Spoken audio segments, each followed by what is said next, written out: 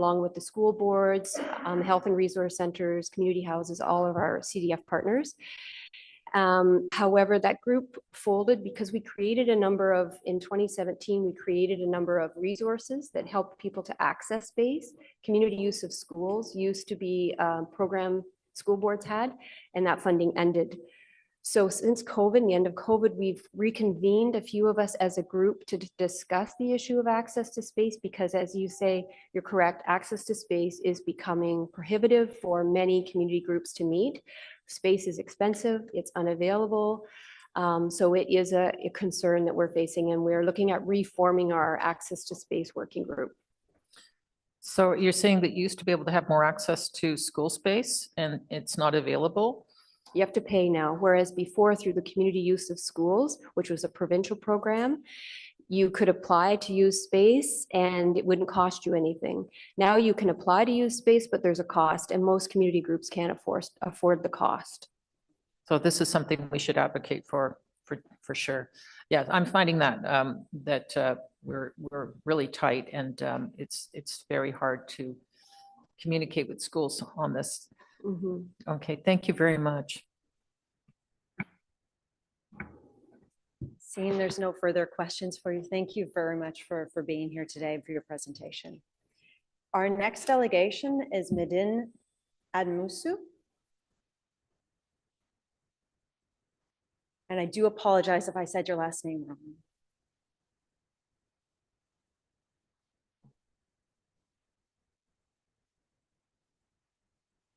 That's okay. Medin Admusu.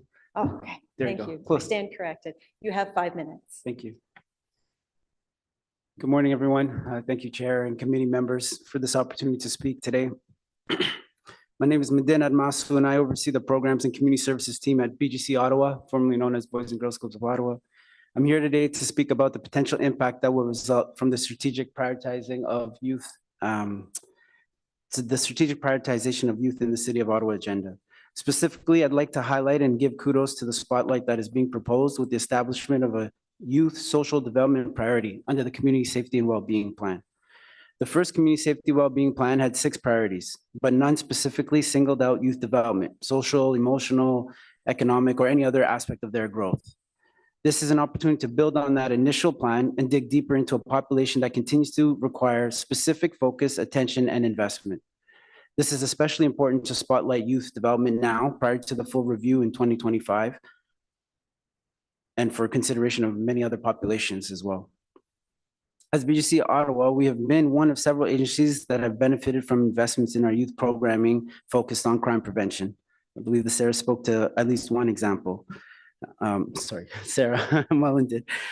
We see this new priority area and strategic approach as an opportunity to demonstrate what more we can do to reach Ottawa's youth and meet their needs and interests.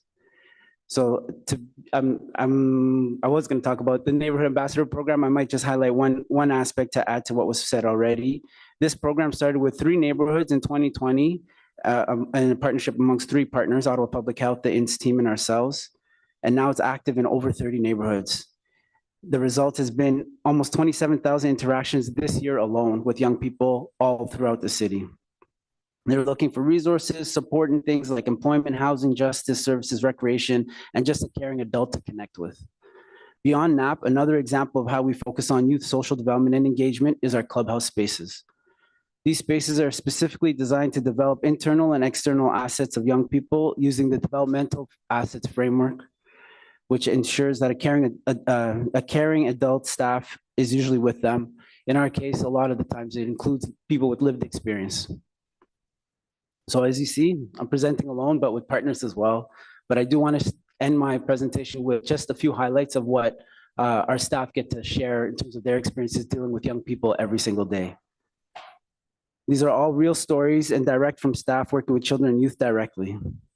Example 1, our homework club had identified many members who were not reading at grade level. To support the members, we created an ESL program specific to literacy support. After several months, the club is seeing a dramatic increase in reading levels of many members, several who reached what is considered their grade level. Example 2, a student that I see at their local high school and clubhouse location was having trouble applying to the Youth Futures program. I supported her with the application as well as the interview stage where she needed to submit a day and time for her interview. As she was somewhat stressed out with how to go about doing this, I was in contact with her several times through text, phone, and in person to sort it out. She was able to get her interview and was accepted into the Youth Futures program. She was very excited and texted me back when she heard she was accepted. Just a couple more examples to try to bring to light what it means to prioritize youth. In working with the youth who was referred to me by the diversion program, one youth this month gained insightful experience through meeting different community members such as an imam and a rabbi. He participated in important discussions which were facilitated to broaden his perspectives about becoming more tolerant in his views and attitude towards others.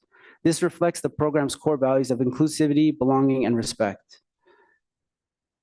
Example, I don't remember, 4 or 5. I received a call from another club staff asking if I was able to support youth with very serious criminal charge. I sat down with the youth and the staff to get information regarding the charges. Because the family who has limited income, I was able to connect with the defense attorney I've used in the past, and she took the case instead of it going to legal aid. Also acting as a liaison for the family between the youth and the school as he was suspended, and the father doesn't have the ability or capacity to take time off to contact the school and figure out the logistics of the situation. And to wrap it up, I just want to share a quote from one of our young NAP staff that are doing outreach work. This is what he put in his report. As an ambassador with the Neighborhood Ambassador Program, our impact goes beyond facilitating community engagement. It's about fostering genuine connections and creating a sense of belonging among residents. Seeing community together to voice their concerns, share their ideas, and celebrate their achievements has been incredibly rewarding. With this special focus on youth, social development, and engagement, I hope to see more of these stories emerge across the city and in partnership with all of us that are here in the field of supporting young people in their development. Thank you.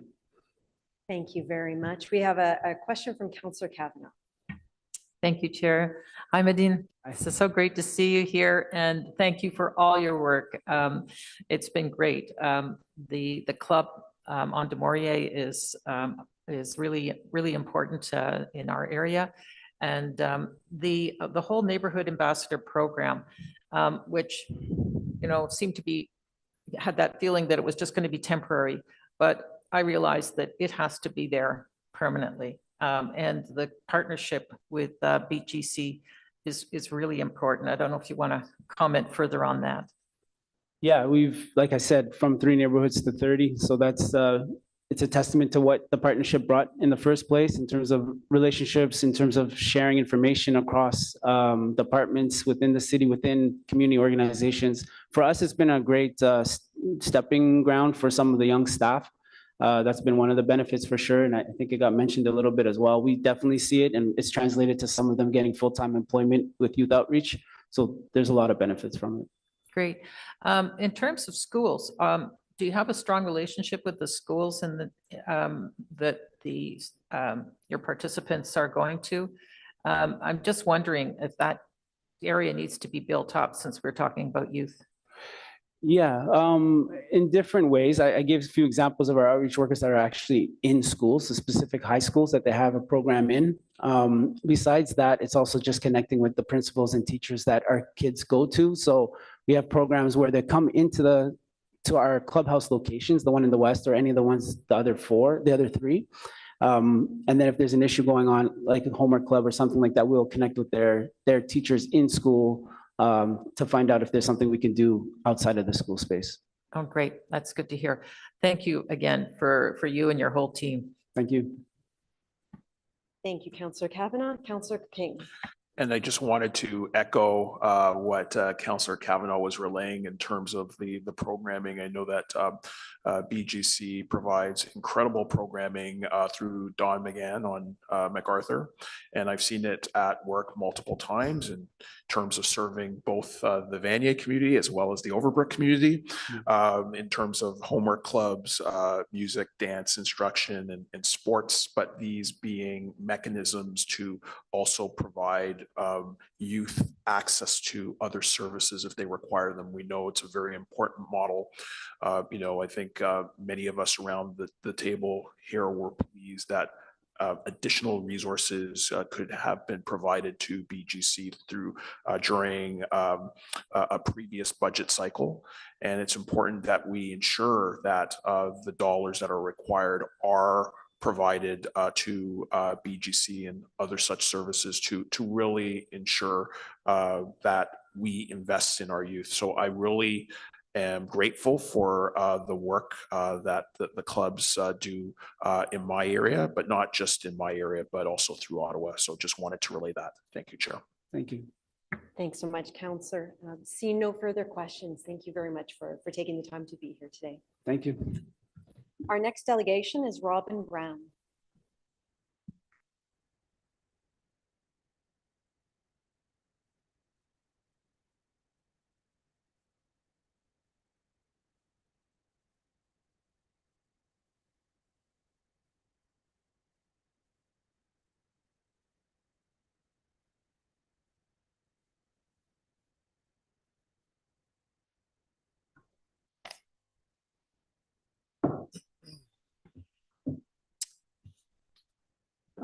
Good day. The 613-819 Block Hub that I represent welcomes the addition of a new youth social development priority to the community safety and well-being plan, but we have serious concerns that there's still too much police involvement in many areas that continues to have harmful and sometimes fatal consequences.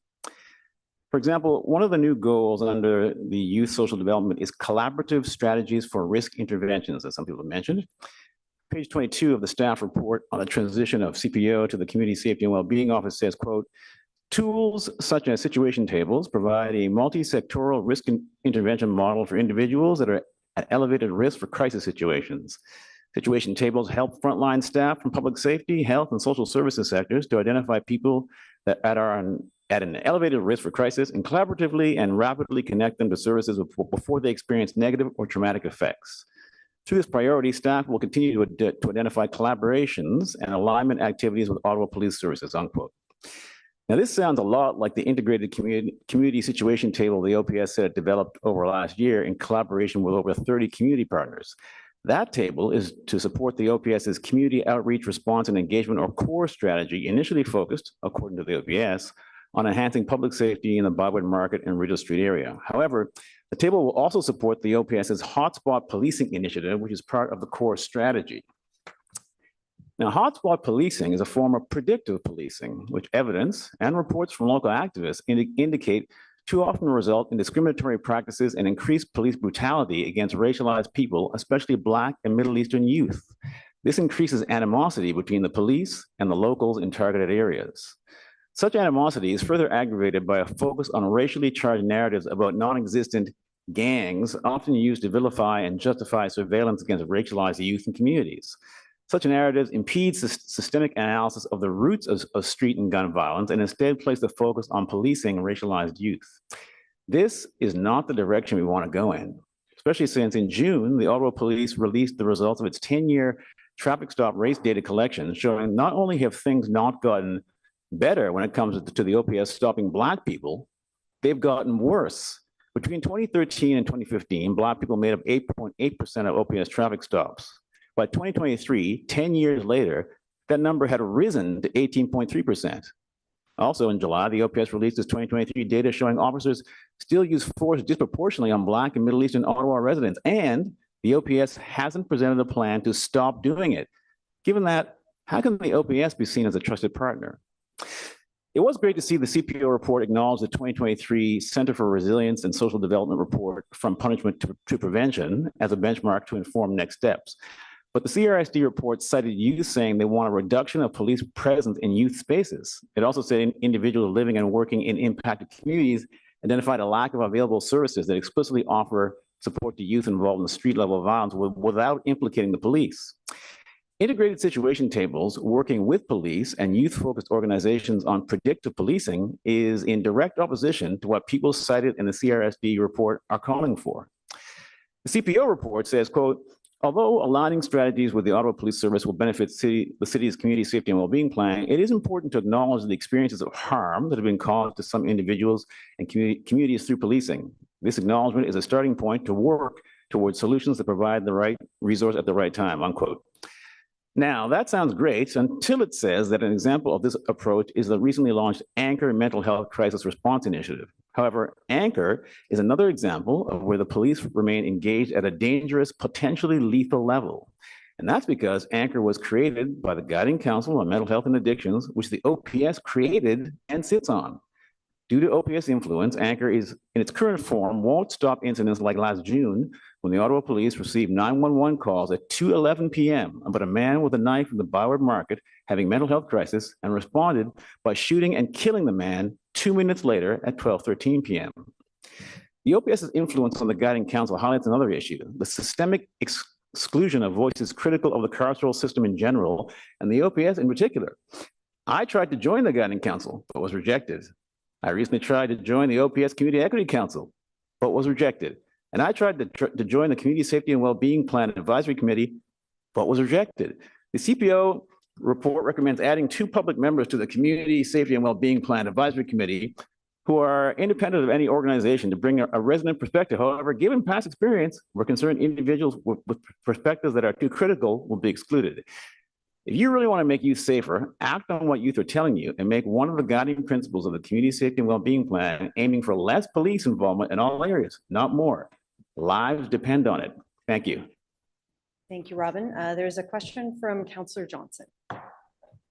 Thank you very much, Robin. So I appreciate you being here. So could you expand on, what, whether or not there is evidence or not of gang activity that you referred to? Yeah, sure. Yeah. Well, I guess I'll start by the first question I would ask is, can you or anyone in here name one gang in Ottawa? And I suspect you can't. Or that's because there aren't any. So CPO's own Ottawa Street Violence and Gang Strategy Report backs this up on page 6, as it says, and I quote, partners involved in the Ottawa Gang Strategy Steering Committee observed that gangs in Ottawa are not particularly organized. In other words, rather than the result of well-organized gangs focused on loyalty and turf, incidents of serious street violence appear to be the result of conflicts among individuals, unquote. The term gang is often used as a way to sensationalize and heighten fears about what's happening to justify increased enforcement. Now, there are organized white nationalist groups in Canada who publicly talk about having access to weapons and guns, and yet they are rarely, if ever, labeled gangs. There is street and gun violence happening, but the police have done little to interrupt or prevent that violence from happening. Instead, they contribute to creating terrible conditions for youth and then reacting to the outcomes by criminalizing youth and creating additional barriers for them. I know in conversations that I've had, I've been replacing the word gang with street involved violence or street level violence, those types of terms. Can you describe for us what supports you would suggest are necessary that would effectively address that sort of street level violence? Yeah, sure. And that's why I referenced the CRSD report, which I was happy to see referenced. The guidance in that report is really the way to go, right? And as I mentioned, you're getting you have the direct input from youth there who are saying they want no police in youth spaces, and then the minimum police presence in the other spaces. So I think just follow the guidance from that report and what the youth are actually saying.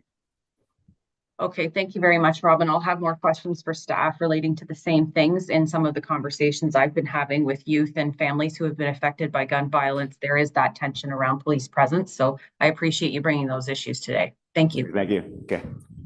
Thank you, Councillor Johnson. Councillor Troster. Hi, Robin. Nice to see you here again. I'm right here. I'm usually on the other side of the circle. It's weird. So your criticism of the initial police involvement in the Guiding Council on Mental Health and Addictions is well understood. But I just wanted to correct the assumption that police have any control over the operations of Anchor right now, because Anchor is a pilot program in my neighborhood right now.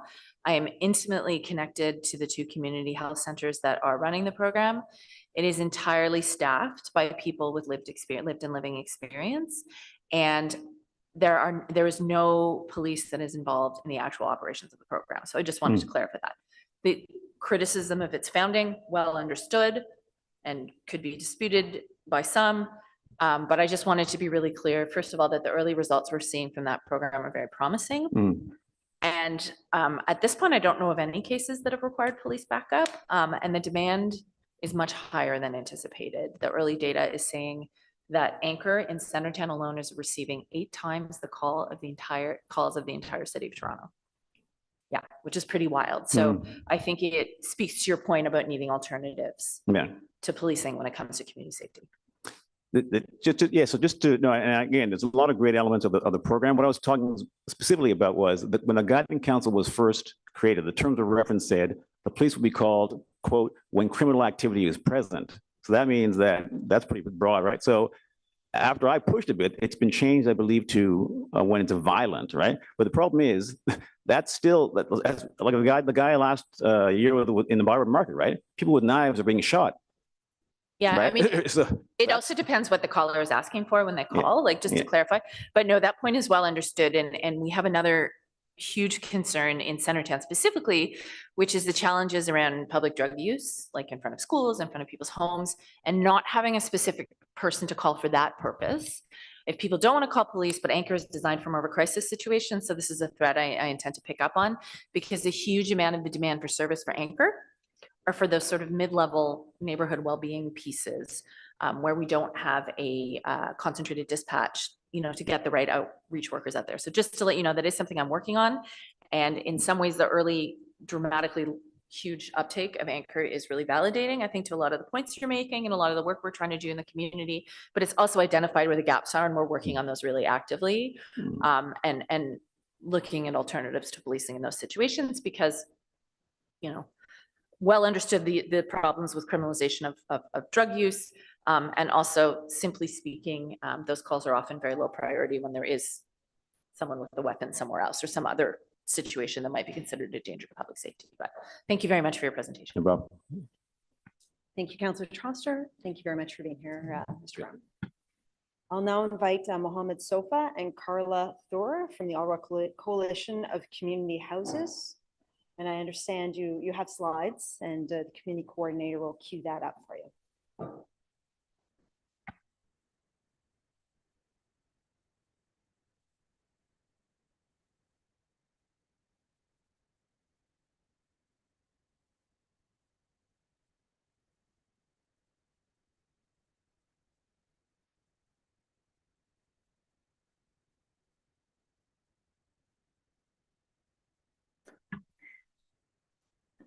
Good morning. We're here to support the recommendation to expand the community safety wellbeing plan to include the former work of CPO around around priority neighborhoods and youth social development. Next slide, sorry. We are place-based multi-service agencies located in 16 priority neighborhoods. Our location makes us a unique resource to drive the work of the community safety wellbeing plan.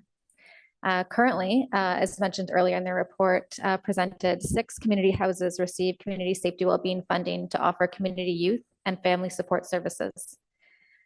We support neighborhoods with all aspects of the community safety wellbeing plan, from poverty reduction to food security, to housing, to mental wellbeing.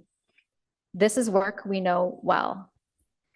The addition of youth is an important piece for us, considering nearly 68% of residents in our neighborhood are considered youth. Next slide, please. The community youth and family support services is integrated into community house programs to provide a comprehensive support system for families living in priority neighborhoods.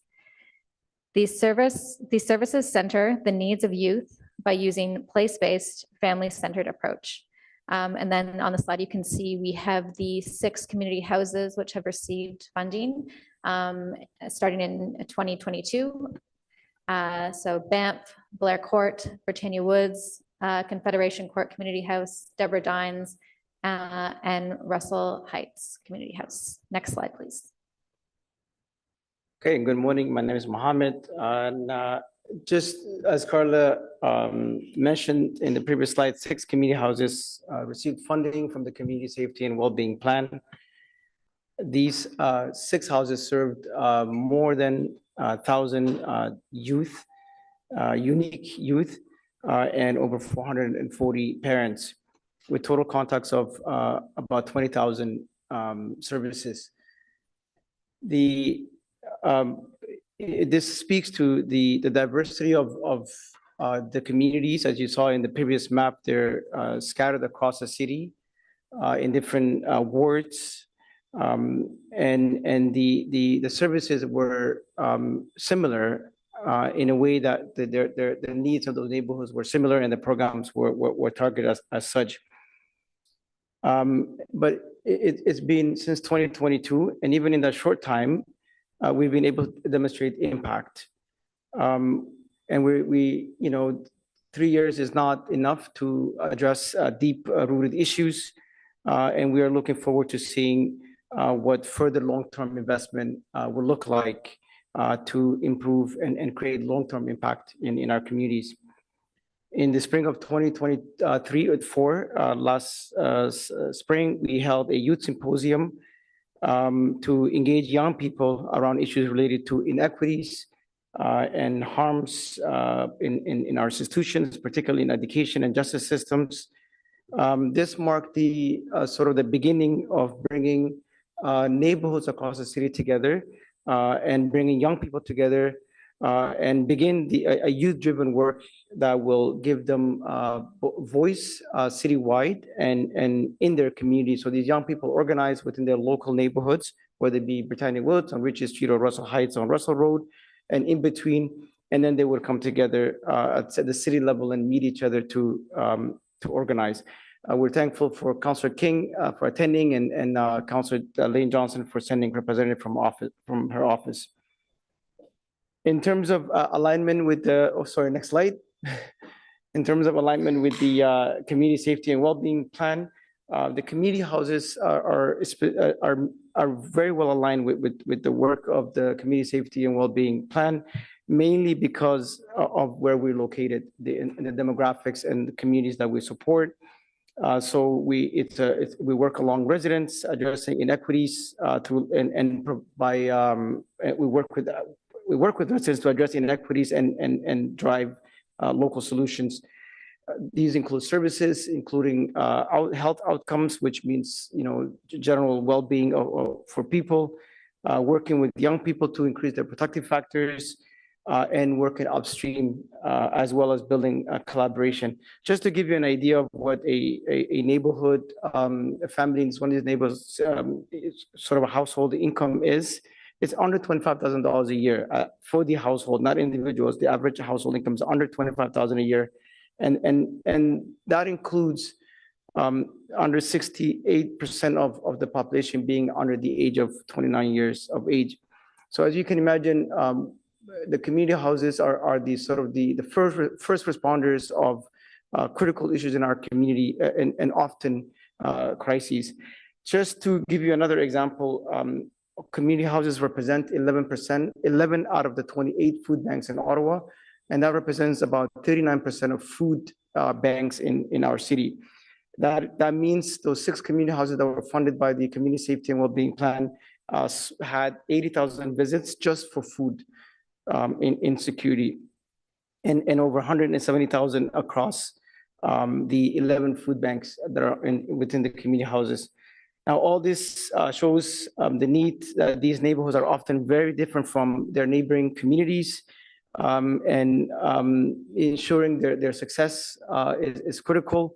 And we're grateful for the work that has been done so far by city staff and community organizations, as well as individuals who care about our community and who want to advance the well-being of all Ottawans.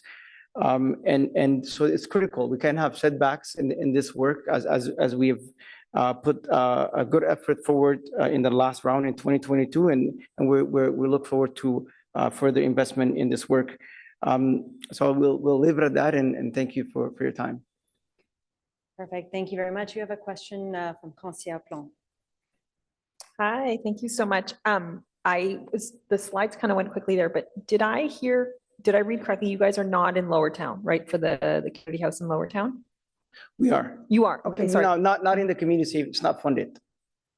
Okay. It's not currently, it's not one of the funded It's not one of the 6 out of the 16 that are funded in with the community safety and well-being plan. Okay, got it. Sorry, I'm just confused. And just so you know, last 2 budget cycles, I did my budget consultations with kids. So I would go into schools. I had a slide deck prepared by our financial team with like GIFs and emojis in it. It was really cute. And we would present the city budget to kids and ask them sort of what they wanted to see in the city. And I'm happy to come to any of your home, like the community houses, and do it with the kids in those areas if ever you want me to, because I do think it's super important to hear what kids have to say and give them a voice in what's happening in the city. And just to give you a bit of context, I'm sure, by the way, you know what's sort of the situation downtown is that we, in Rideau Vanier, we have sort of overlapping crises on top of overlapping crises. So I have the most Ottawa community housing like doors, with some extremely vulnerable people living there, on top of having 700 single male shelter beds, 3 injection sites. And it just creates a lot of tension in the community when people feel like you're prioritizing one group over another. I would just urge you to sort of maybe keep that in mind whenever you are sort of, and I know I'm not suggesting you don't, but in the Lower Town area, and in the Vanier area, I would say too, it can be a bit dicey because people don't have a lot of trust in government institutions. They feel really pushed aside by them and left out of conversation. So I'm really trying to reach out to people. I'm really trying to get the people involved in city discussions. And I think it does start with young kids. So thank you so much for what you do. And if you want to chat later on about coming to talk to your community houses, We I have would love a it. youth symposium coming up, so Yeah. Yeah, definitely sold, and we'll definitely connect. When is the next symposium? It'll be in the spring, 2025. Merci beaucoup. Sounds like things will align. That's perfect. Councillor Troster. Thank you so much, Chair. Thank you for being here. Yeah, so my question is very similar to Councillor Plant's. So there's the Rochester Heights Community House in my neighborhood, which services West Centertown, where there's also a tremendous amount of community housing and actually thousands of more community housing, well, hundreds of community homes that are being built, as well as many apartments. So you said, so the community house in my ward and the ones in Councillor Plant's ward are not funded by the Community Safety Wellbeing Plan, is that correct? Correct. Yeah, they're part of the coalition. They're, part of the group of 16, but they were not part of the group of 6 that was funded by Community Safety Wellbeing. So who this funds time. them is my question. Like, where are they getting the money from? So General. so historic coalition, the community houses came together in sort of late 1990s.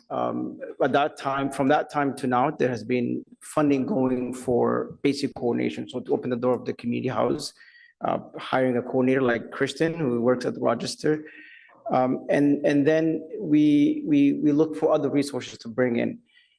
With food banks came in, Comer clubs came in over time and so on. And when the community safety and funding, community safety and wellbeing plan funding opportunity came, there was only so much funding available, and the funding did not go to everybody.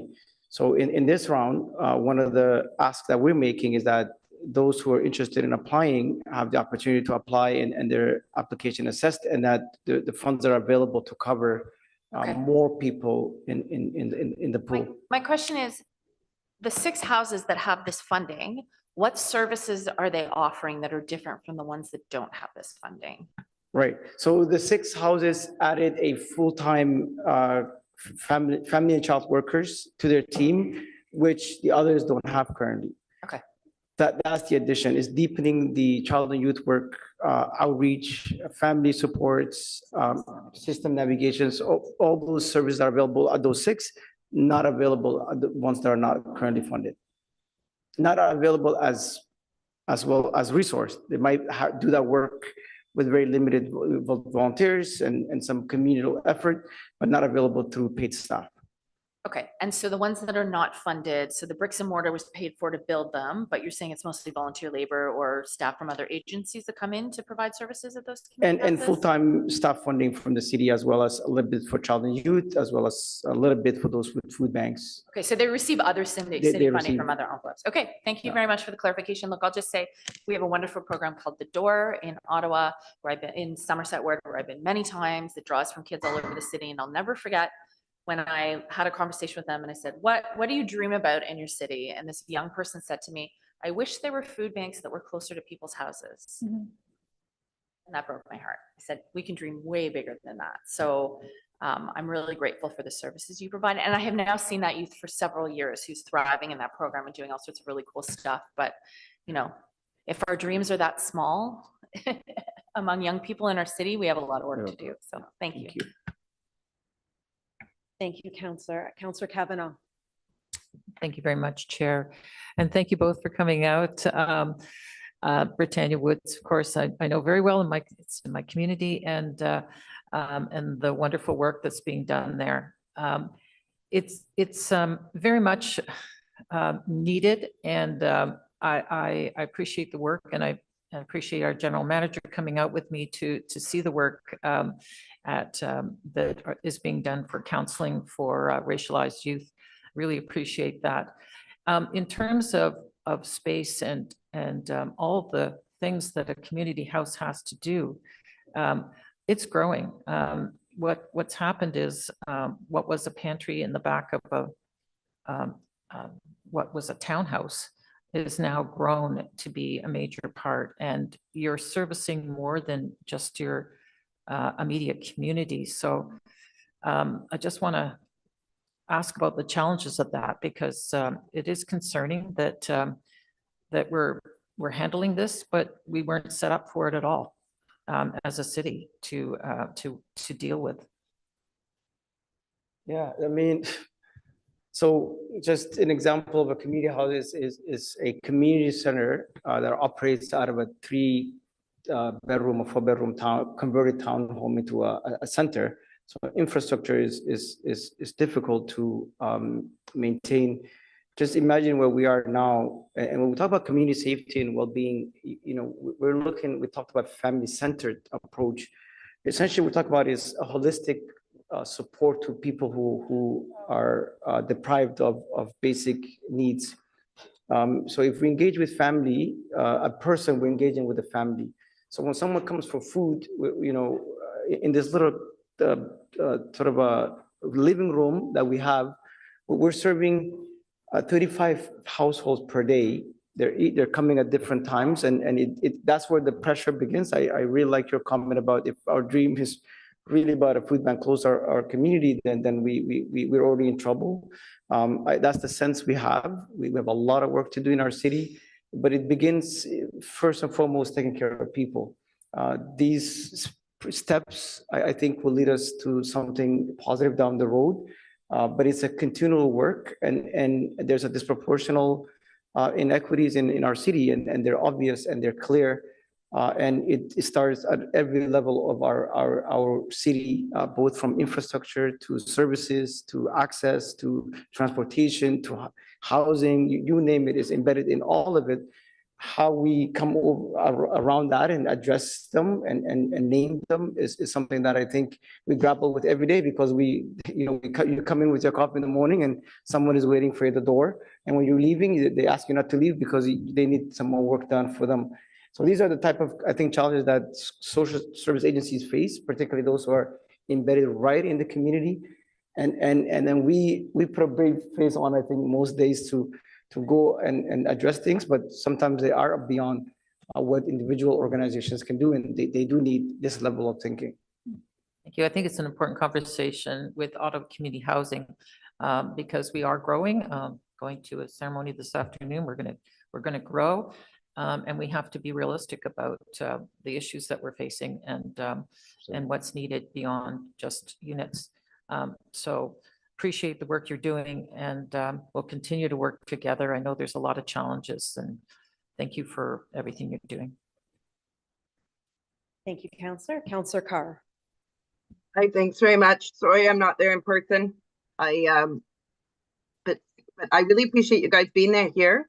I have a long history of involvement with community houses. 3 of the 6 that received community safety and wellbeing funding, of course, are in my ward, and was a proud board member of Blair Court a dozen years ago.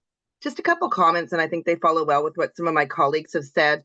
I really appreciate the focus that you've stated, that your focus is not crime prevention, And I'm hoping that in some of the documentation as we move forward with the city, that we start to use language more around reduction in harm and reduction in trauma, as opposed to always focusing on preventing crimes.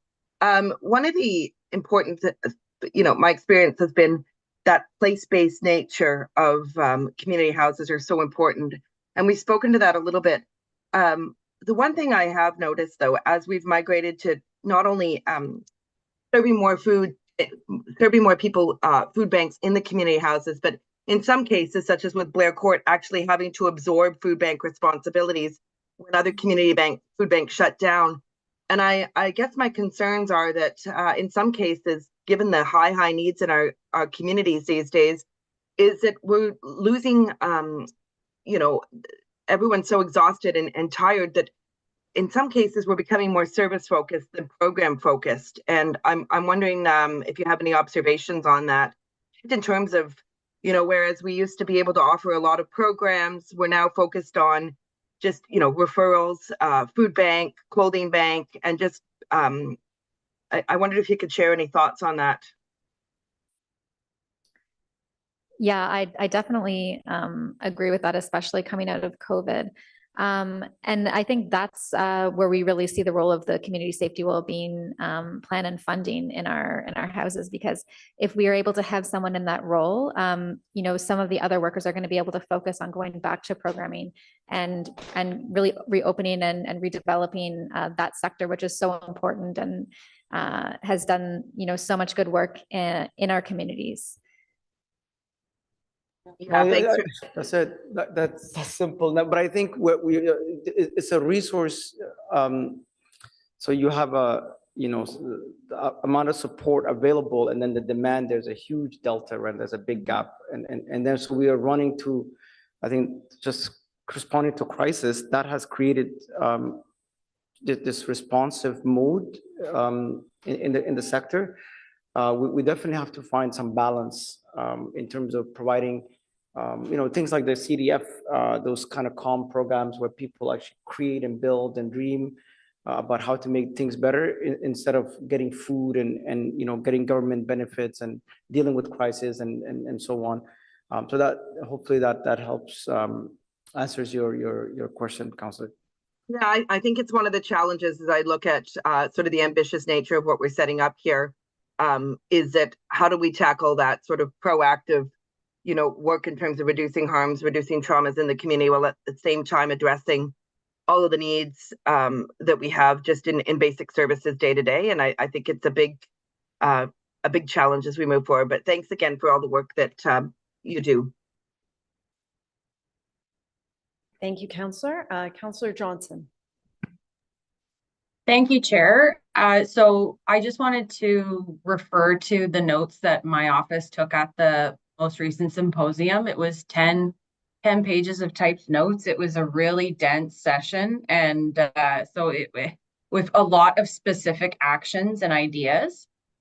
So if you are able to attend the one in the spring, I would really suggest it, especially since one of the comments was, how have the political leaders contributed to these changes? And the answer is, Ralston is here. Talk to him and tell him your concerns at break. Like, we need to support our liaisons, as allies, like, even though we might not have the lived experience of these particular issues in some ways, it's sometimes put on the liaisons to do a lot of the in-person stuff. So I would strongly suggest we continue to connect with those liaisons to help them out. I was wondering if you guys, so one of the things I was interested in is, how do we get, so I think what the community houses do really well is that they are that sort of like trusted place that, as the previous speaker said, that is place-based, that people can feel comfortable going. They're not being asked to go to a government program with the big, the big bad or the, the power structures are imbalanced. So more sort of through lines between the community house and the residents that use it into programs and services that could be supported by larger structures like institution and municipalities, I think is a strong way to go. There's one reference to something at the Banff Community House in here that they do called the community prioritizing event. And they're saying that it's when youth come to say what they want prioritized to their community. I imagine that some of those actions have to do with within the very localized community, but do we find that there are actions that are being identified by young people in the houses that should be coming up to those institutions and to the municipality? And how does that currently happen under the community safety wellbeing plan? And would you anticipate with this new focus on youth development, are there ways we could be doing that better? Absolutely, and that work. Oh, well, thanks for sharing the highlights of the notes, Councillor, and thank you for attending the symposium. You have two community houses, and I know you're well engaged in both of them. In terms of connecting with the system-wide, I think that's the ideal situation, is finding ways to partner and collaborate and bring those with expertise and even get people access to experiences beyond their neighborhood and immediate communities. That being said, that takes time and effort and resources. And, I think, with non-walkable communities, it's becoming challenging to do that, especially for young people and their families. That's something that we're definitely experiencing when we attempt that we've tried transporting people on a yellow bus. It's very costly to do. And then, but all that being said, things like swimming, for example, we've been able to get resources to get young people from A to B, some skating programs, some dance programs. I think if you tailor those things and they're specific and there's a collaboration between those larger institutions and the community houses, it works well. Those are the areas where we notice, but those are areas that also need funding and support. Otherwise, they begin, we put a lot of effort in, and then a year or two they disappear, and then we rebuild the new model. So it's a bit unsustainable to operate that way based on our experience, unless we're intentional about why we're doing it and build it into the institutions' cultures, because it's not just community houses, it's everybody else that also needs to adapt. And sometimes that culture is not there, not just with community houses, but across the sector. Thank you very much for that. I also take note in the symposium how it was discussed that young people need a place to hang that isn't programmed, that sometimes we can over program or, try and direct people into, some type of literacy or some type of employment or some type of whatever. And it does seem that all of those are necessary as well. But I think that's part of the challenge sometimes as the funder or as the as the larger institutions, that if we're always results driven or outcome driven, or, we move too fast, too far, too fast. And to the previous speaker's point, again, when we're looking at trauma or we're looking at trust, like, y'all aren't going to get that if you just ask people to, do an algebra problem and show that they've learned and mastered XYZ, right? Like, that's not how it works. It's not how it works with, my kids. And I don't think it would be how it works with other kids that have experienced even more pressure to perform or to overcome or to resilience or XYZ, right? So I think that's one of the other benefits of the community house, is that it's a place to just chill and to know that you're going to be safe and that you're going to be supported. So I hope that as we're looking at that youth development aspect and how we partner with your houses, that we don't over-program or overstep on some of those aspects of youth development that just require time and space to breathe. So thanks again. Always good to see you. Thank you. Thank you, Councillor. Councillor King. Thank you, Chair, and I really just want to thank the coalition for all the work it does on behalf of the community houses. I do have a community house in my ward that's operated by the Rita Rockcliffe Community Resource Center, and they do an incredible amount of work, but obviously they weren't on that list of houses that receive community safety and well-being funding. I'm just wondering if you could speak, and I know this was a concern raised by some of my colleagues around whether there is funding for certain houses.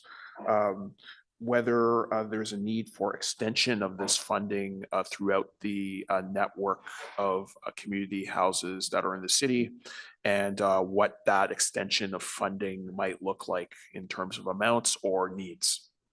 Yeah.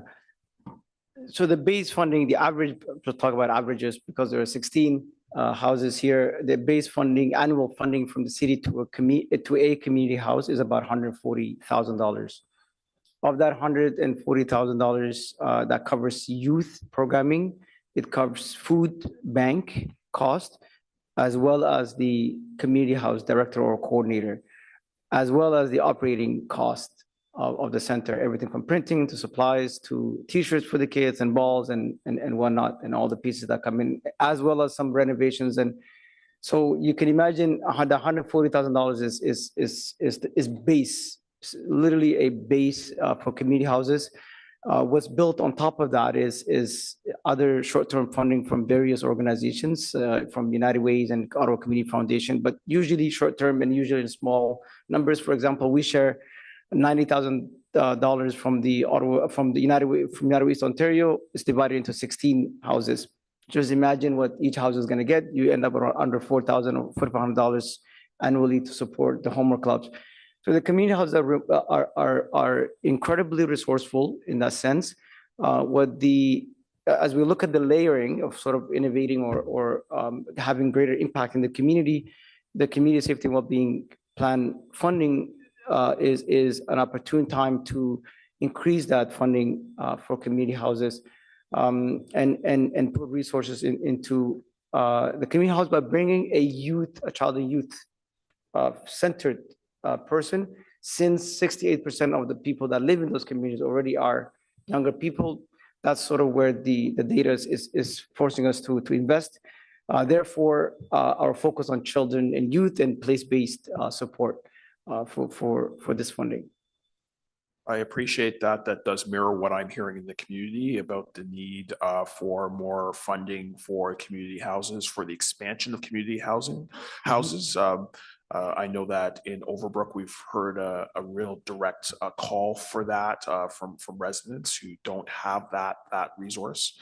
And we know the good work that actually does occur in community houses. I've seen it with my own eyes in terms of community engagement, not just with the youth, but the entire community. They're very important pieces of social infrastructure that do require investment. As to the conference, I just want to say thank you for the invitation, and primarily thank you to the youth who participated in this symposium. I found that they were very impressive, engaging major pieces of policy and having major discussions about that with the hope that translates into policy at the city. And I was really impressed with their focus on the fact that we need more upstream rather than downstream investments, specifically around equity. So really what I had heard was that youth wanted more prevention rather than interventions after the fact, after the challenges emerged. And I think that's important in terms of building policy through strategic partnerships, advocacy around influencing system transformation, greater civic engagement, and community organizing. These were all amazing things that I had heard at the symposium. And I invite all my colleagues to attend the next one if they can. It was just very powerful when you hear it specifically from youth based on their lived experience. So I really want to thank you for organizing that event. But more importantly, I really want to thank the large number of youth that came out to Bayview Yards to participate in that event. As Councillor Johnson would attest, that the information did not fall on deaf ears. We were there, we're listening, and we want to see their concerns reflected in city policy. Thank you so much. Thank you, Chair. Thank you, Councillor King. Councillor Plante. Yeah, looks like I'll be last up. Okay, first point is, I just wanted to address Councillor Johnson's suggestion about those sort of third chill out spaces. So we have, and I'm looking over at our Vanier Community Resource Center because we have these amazing sort of 6 to 9 p.m. We open our couple school gyms in my ward, and it's just open, like they can play soccer, they can play basketball, they can do what they want, and they're packed. And they're several times a week. So if anybody is looking just for that sort of third space, the schools are a great place to sort of co-organize those things. You're nodding. I see you, Andréane, because their kids are already familiar, the parents are already familiar, and it's just it's cool to. I've been told it's cool to go there when the teachers are not there. I was like, ooh, okay. The last thing too is Councillor King and I met with Jenna Suds a couple months ago, I believe Minister Suds, to talk about a child-friendly city. This is a designation by UNHCR. So if you do want to check that out, it's a really cool initiative to make cities, obviously not just Canada, but there's already some cities who are designated child-friendly cities, and sort of the work that's involved in that is really interesting. It's just involving children in city consultations, making sure you reach out to them, and it's really neat. I would encourage everybody to check it out. So thank you. No, we're familiar. The pediatrics center at Vanier. Yep. Has been Dr. Dr. Bennett. Yeah. Dr. Bennett has been, so we actually helped out a little bit on that Awesome. work. So that's great. Thank you so much. That's excellent. Seeing no further questions, thank you very much both for being here. Our next delegation is Christine Darmawan from the Carleton Community Health Center. And I believe, Christine, you're virtual and you have some slides as well.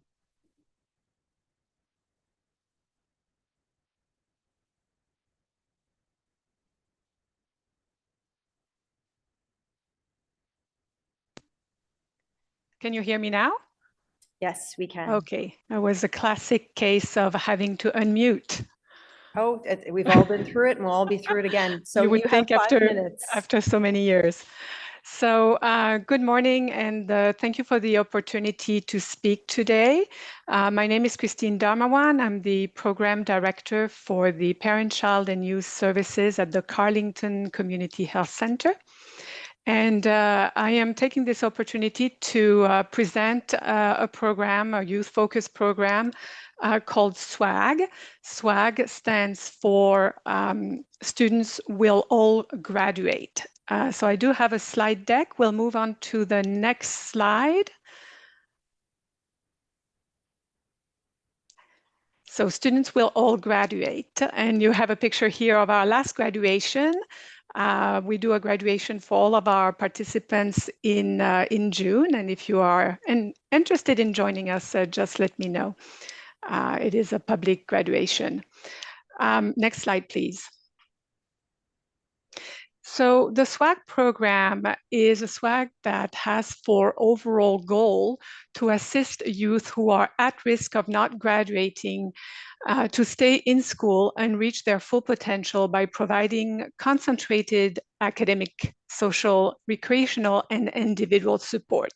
The stated objective that you see on this slide is to increase the graduation rate of vulnerable, low-income, and racialized youth who are at risk of school failure without sustained intervention.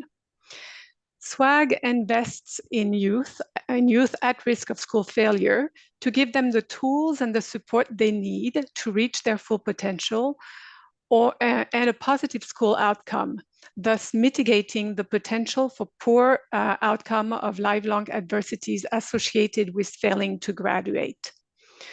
The SWAG program offers a multi-pronged approach, providing youth with academic support towards educational success, alongside supports addressing other determinants of health, such as food security, employment opportunities, mental health issues, through a strong network of community services and clear referral pathways.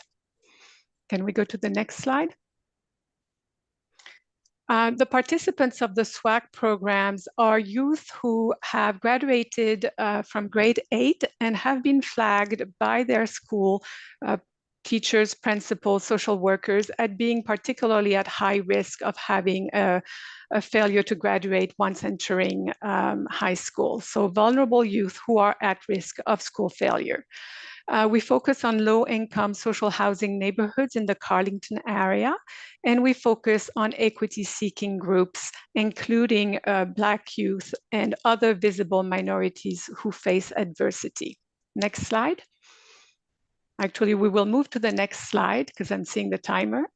So the core components of the program are academic support to ensure timely credit completion and graduation, mental health and well-being support, offering resources to enhance emotional and psychological wellness, social recreational activities, life skills development, mentorship program with the Red Blacks athletes, and a nutrition initiative because we are seeing the increased food insecurity. And so we offer a full hot meal, cooked meal every single day, which is 4 days a week to all of our participants. And that is done in partnership with Nutrition Blocks.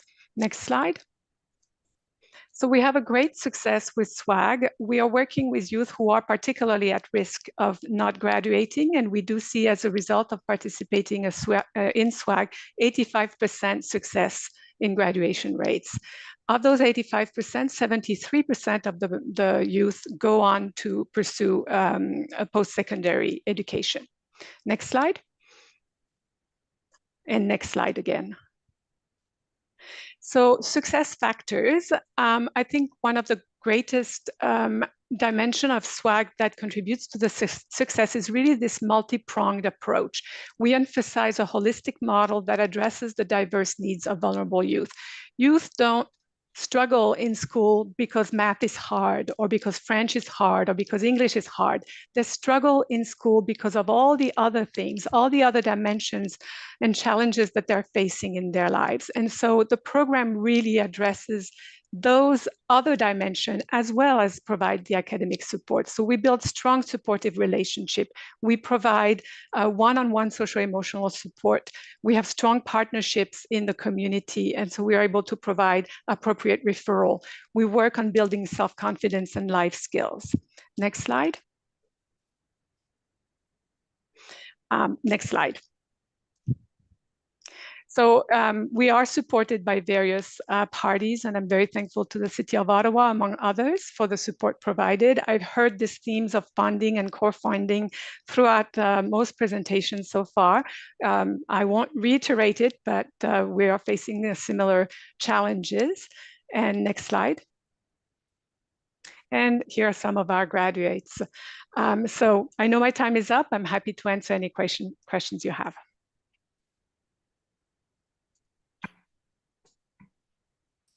Thank you very much for your delegation. I'm not seeing any questions, but we very much appreciate you attending today and sharing those thoughts. We will move to the next delegation. Yaman, I'm going to say this wrong. I do apologize. Oh. Yakomi? You can just call me Emmy. Oh, Yami. I'm sorry. My maiden name is unpronounceable. I can completely understand. My apologies. Yami, it's welcome to the committee, and you're from the Ottawa Coalition to End Violence Against Women. You have 5 minutes. Thank you so much. So first off, I just want to say we welcome the addition of the priority for youth to the Community Safety and Wellbeing Plan and focusing on neighborhoods. As was named, my name is Yami. I use they, them pronouns, and I am the Executive Director of the Ottawa Coalition to End Violence Against Women. I am a survivor. I'm someone who has been a frontline worker in the city for over 15 years with the Sexual Assault Support Center of Ottawa, Immigrant Services of Ottawa, as well as the chair of the Ontario Coalition of Rape Crisis Centers. And it's important for me to situate my experience as we move through the conversation. So Octiva is a coalition of over 30 plus gender-based violence organizations, shelters, sexual assault centers, grassroots organizations, and individual members of the public. We focus on prevention and policy, public education, amplifying frontline voices, and we convene the sector to support coordination through our coordinating tables. Over the last year, we have partnered alongside the city for the GBV scoping study and hosted a GBV forum in April 2024. And the GBV scoping study was an in-depth analysis around the current needs of the gender-based violence sector, as well as movement here in Ottawa, an unceded, unsurrendered Algonquin Anishinaabe territory. Through the GBV scoping study and having the city as a partner, we clearly identified that prevention and mechanisms for prevention are key. And for folks who are unfamiliar, prevention does include programs that engage men and boys and addresses the root causes of violence, not just the what I like to say is the effects of the leaves that we see on the tree, but rather getting down to the root of the tree as to why violence occurs in the first place. So as mentioned, our focus has been on prevention, and the scoping study data mirrors that in terms of the need for programs for men and boys, as well as addressing cyber safety violence, risk assessments that includes considering the realities of pregnant people, families, and families that are fleeing violence. In our scoping study specifically, and again, this was in collaboration with the city Community Safety and Wellbeing Plan team. There was recommendations around high quality GBV prevention for education that included gender sensitive information available for youth at an early age. So with the closure of Crime Prevention Ottawa, as a coalition, we're really keeping sight on the fact that funding from Crime Prevention Ottawa was critical to programs such as Engaging Men and Boys, Octiva's I Can Manifest Change program, which conducted over 1,000 trainings in the city and is world renowned for its work. But with the dissolution of Crime Prevention Ottawa, we are seeing a decrease in funding that supports prevention work. In fact, across the GBV sector, we haven't seen an increase once CPO dissolved. And so given that there is an ongoing epidemic of IPV, which includes children and youth, and we must not lose sight of that, and including also the recent femicide that was experienced in Ottawa in August, and the fact that the city of Ottawa has declared intimate partner violence an epidemic, we know that on average, one woman, girl, or non-binary person is killed each week. And with an intersectional analysis, these numbers are higher. So in light of these alarming statistics, we are encouraging and want to work alongside to ensure that funding for gender-based violence prevention does not get lost, as it was a key pillar of Crime Prevention Ottawa that supported the work on the ground, specifically with youth, specifically engaging young men and boys, and also with Project Soundcheck, which is a world-renowned program. We know that our partners that are part of the coalition are keeping a pulse on this. And so with that, I'll end there and just say thank you for your time. And I hope that as we move this process forward, that we don't lose sight of that important funding pot. Thank you. Thank you very much. We have some questions for you. Councillor Troster. Thank you so much, Chair. Hi, Yami. It's nice to see you. Are you still on the line? I am still here. Oh, hello.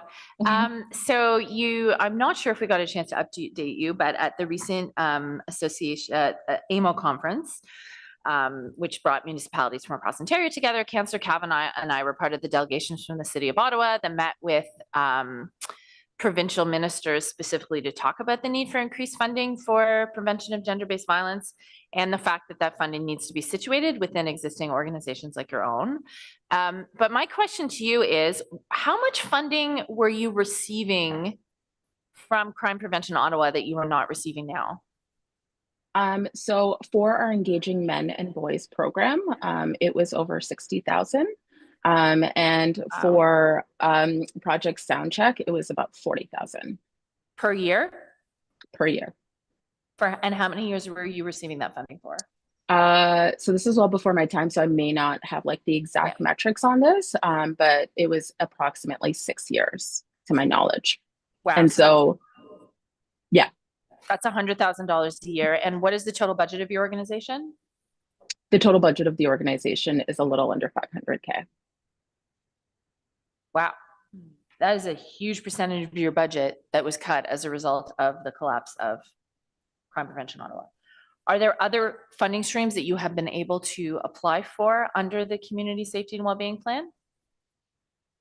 So specifically prevention, no. But so that's why we really want to emphasize that, it's critical that we not lose sight of that funding pod that was not just for Octiva, but also for the coalition and our members that addressed gender-based violence prevention. And so currently right now, no. And so we really want to ensure that that doesn't get lost in the conversation as we move forward.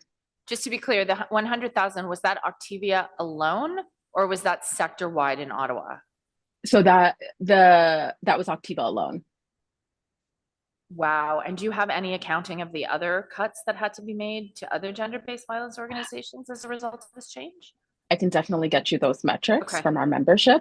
But yeah, we know that, for example, Planned Parenthood Ottawa, which is a coalition member of ours, did amazing work around reproductive justice and health in schools using funding from Crime Prevention Ottawa. And so we know that there's, complicated realities with CPO but I think in terms of moving forward, we just want to ensure that that doesn't get lost in terms of funding for prevention, because right now, what we are seeing and statistically what makes sense is that we address the issues at the root cause.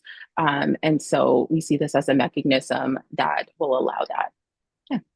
Okay, well, thank you for being here. As you know, Councillor Kavanaugh and I were the people who put forward the motion to declare gender-based violence an epidemic in Ottawa. And since then, we've seen more horrendous cases. I'll be following up on my questions to staff. I am deeply concerned if this transition has led to such dramatic funding cuts in the gender-based violence sector at a time when I know you and we are in crisis on this issue. I think as a city, we have to be really careful when we collapse one organization into another, when we change a funding model. This has a real impact on people's lives, on people's jobs, and on the ability of very small organizations to do really outsized work when it comes to crime prevention, in this case, prevention of intimate partner violence. So thank you, Yami. And if you stay on the line, I'll definitely be asking some questions to staff about this. Thank you very much, Councillor Troster. Councillor Carr. Hi, Amy. Thank you very much for your presentation. I appreciated hearing about it. I was just down in Peel for a Safety of Our Cities conference, and I had the opportunity to hear directly from the Safe Centre of Peel about their approach with respect to intimate partner violence. And they have 23 partner agencies collaborate under an integrated model, patching together a variety of grants and in order to make it work, and funding from other levels of government. Do you see any opportunity here in Ottawa for better integration of the various agencies? Or do you feel that you're working effectively with other similar organizations? Like, do you feel that there's an opportunity where we could have more impact? Councillor Troster just spoke about some of the funding challenges. Like, I'd just be curious to know what you see as better opportunities for integration to better serve the sector. Absolutely. I think that this question directly speaks to the data that we see in the GBV scoping study that was done with all services that do gender-based violence, frontline service, prevention, education, and also we spoke to grassroots organizations that don't work within mainstream institutions. And I think two of the core themes that came up was collaboration and which essentially is like looking at service and systems coordination. So as an organization, we do convene the sector through our frontline service committee, as well as through our public engagement committee and the GBV leadership table. So we are in conversation with one another, but what we have found is that we need concrete systems, concrete infrastructure that will allow the dialogue and reduce barriers for survivors and for their families as well. And so I think that to your question, service and systems coordination is something that's absolutely a key theme and something that we, alongside the city and alongside the sector, are looking to really integrate in the city of Ottawa as part of a response to the Community Safety and Wellbeing Plan. but also just, you know, in order to support survivors just accessing the support that they need at a low barriers. So, yeah. Yeah, thanks very much. It's, you know, as I look at the whole community safety, well-being and all the partners we have in the city, it is one of those questions in my mind. How do we take such a big scope and really integrate things better and make sure that we're really hitting those outcomes and addressing people's needs? But thank you very much for all the really important work you do in our community. Thank you. Thank you, Councillor Carr. Councillor Kavanaugh. Thank you, Chair. And thank you, Yami, for all your work. As you know, as already been mentioned by Councillor Troster, we met with ministers and their staff on gender-based violence. And there was nodding of heads, and prevention was important. But I think we've got to push on this because I'm very concerned of what I've learned about the lack of funding on the prevention side, particularly. I think there's so much work to be done on education and prevention, and appreciate your frontline work on this. And one of the things they talked about was, you know, working with groups that are already out there.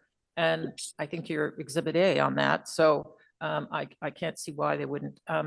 But we do have to have that conversation. That's something we can ask staff about, because this funding does come from the province, and they really need to step up, I think. So I don't know what advocacy you've been doing on your own directly with the province at all, but Yeah. I'd be interested. Yeah, I can definitely speak to the advocacy that we've been doing at the province. So we did a delegation for Bill 173, which is to declare intimate partner violence an epidemic. We did cite the need that Ottawa was one of the first cities and municipalities to declare intimate partner violence an epidemic after Renfrew County, which is our which are our neighbors. And so at the provincial level, we are calling for an awareness of prevention dollars. We are also advocating for gender-based violence, housing supports, as well as supports for sexual assault survivors. And another key piece around prevention is ensuring that we're rooting it in community-based responses rather than carceral responses, which often we find escalate. So that's been a key aspect of our work, is ensuring that we're talking and advocating not only with the city, but also with the province. And I do want to say that in terms of the community safety and wellbeing team, you know, Sousen and team has been really supportive and has been a great partner alongside Optiva and Safe at Home and the sector. And so we see this as a gap that, you know, we're hoping that can be addressed rather than something that was intentionally done. And that we just don't lose sight of the fact that prevention saves lives. You know, we know it's an epidemic. I don't want to, you know, reiterate the stats because we know it. We know that there's survivors in the room. And so the real question becomes, how can we act now and find some solutions? Thank you very much. And I appreciate the lead that Councillor Troster is taking as the new liaison, and definitely the conversation's not over. Much to be done. Thank you. Thank you. Thank you so much, Yamikani, for being here. Your delegation is very much appreciated. Seeing no further questions, we will go to questions to staff. Councillor Troster. Thank you so much, Chair. I have a lot of questions, so I may have to go back on the list. I think because it's fresh in our minds after hearing from Yemi, I was wondering if you could speak to the funding for gender-based violence prevention, the gap that Yami just spoke to. So is it my understanding that when we folded Crime Prevention Ottawa, that meant they were no longer funded, so they are no longer receiving funding for these initiatives from the city? Thank you for the question, Madam Chair. So the specific question around the funding going to GBV prevention, I might ask if we can take offline, because our contribution agreements and budgets differ from what the presenter has shared. For example, the last funding we have for Project Sound Check was in 2019 or 2020. So perhaps we can take that offline and ensure that we're all speaking from the right numbers and contribution agreements and then take a step from there. Okay, I'm happy to take that Acceptable? conversation online. I do want to flag that obviously this is still a huge priority for the city. In my role as liaison, I'm very happy to convene a conversation between city staff and the sector to figure out where the gaps are. But you know, I do think sometimes our funding can sort of shift with public opinion or with new political priorities. And it's really important that we don't let the bottom fall out of some of these important organizations, because $100,000 is a significant proportion of a $600,000 budget. So I will just put that concern out there and follow up in the future. Councillor, can I jump in for one moment? Just behind you. Sorry. I just wanted to add that we've been doing significant work, the team with Yemi and others in the GBV sector over the last year. The scoping study that was referred to was funded through our office. And one of the key priorities was prevention. And so with the most recent call for proposals from the provincial government, because this is ultimately a provincially funded sector, we have been working with the GBV community of partners to put a proposal together to the province based on the outcomes of the scoping study, so we can actually fill the gaps. So we know what the gaps are. We've worked with the community, and we've even offered to pay for a funding writer, a proposal writer if they need. So we want to facilitate their ability to put that forward. That's great. And I'll just flag that I would say our conversation with the ministers at AMO was well received. What they did caution is to try to minimize overlap between different programs applying for the same funding, and that the city has a convening role to play in bringing the sector together with one voice to sort of figure out where the gaps are and, you know, figure out which agency will take the lead in which way. So that's really great. Back to the substance of the report. Could you just confirm how much money is being made available this year through the Community Safety and Wellbeing Fund? Thank you for the question. So currently the Community Safety Wellbeing Fund is $2.1 million, which was brought over when the Community Safety Wellbeing Plan was approved in 2021 and issued through a 3-year project funding grant in 2022. So that funding ends in the next year. What we're recommending with today's report is the addition of other funding from Crime Prevention Ottawa to that pot of funding for a total community safety wellbeing funding stream of $2.85 million. What would be available this year is $750,000. Okay, I don't need to tell you, that is a drop in a bucket when it comes to crime prevention compared to what, you know, the police budget was over $400 million this year. Can you just clarify who will be eligible for funding this year? Like which kinds of projects? According to the funding policy that's attached to the report, the recommendation would be that generally all of the priorities within the Community Safety Wellbeing Plan would be eligible for priorities.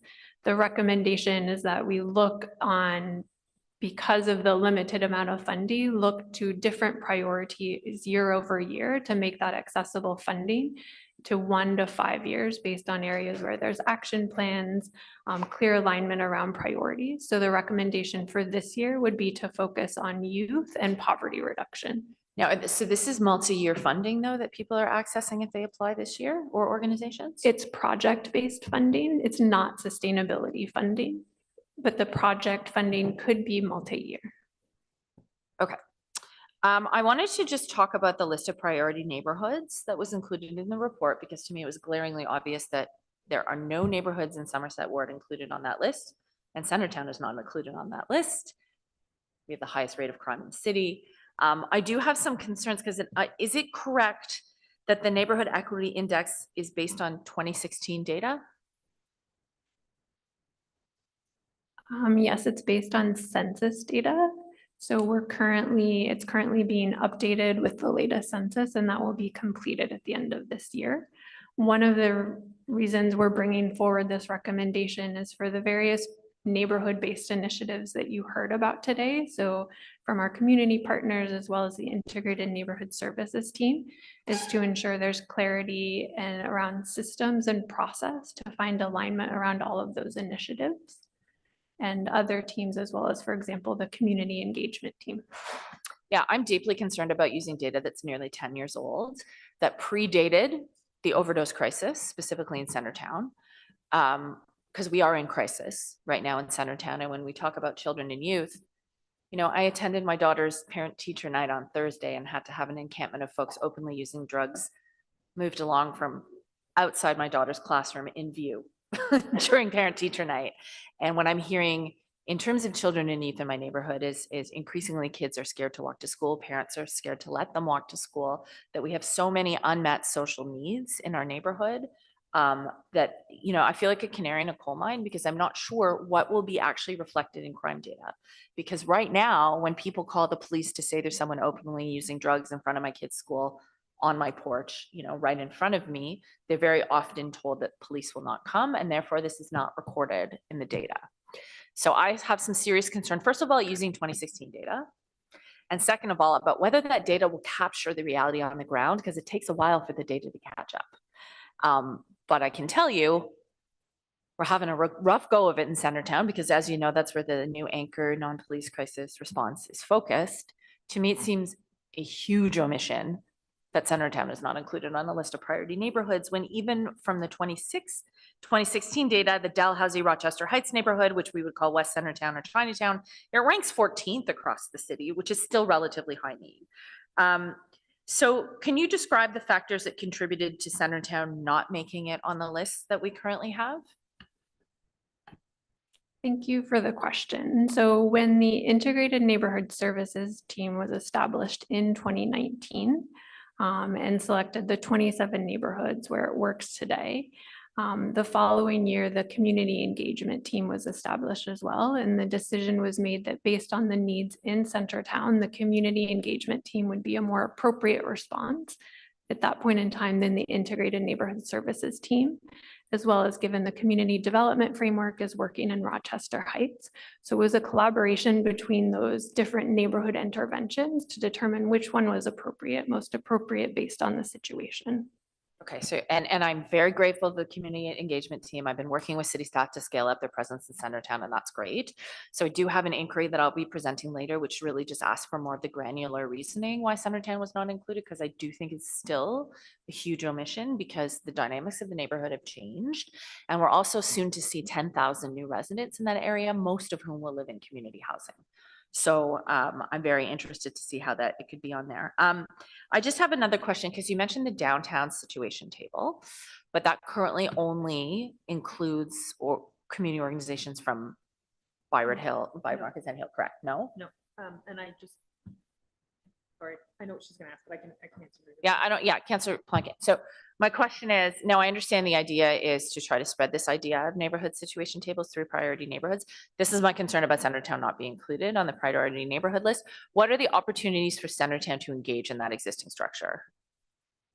Thank you for the question. So I'd like to distinguish, as I tried to do in my presentation, the two recommendations, one around priority neighborhoods and one around the risk intervention, where the situation table is. So for the priority neighborhoods, the focus there would be on community place-based social development activities. So similar to what you heard the community houses refer to, that the community development framework spoke about. That's primarily the focus of the integrated neighborhood services team.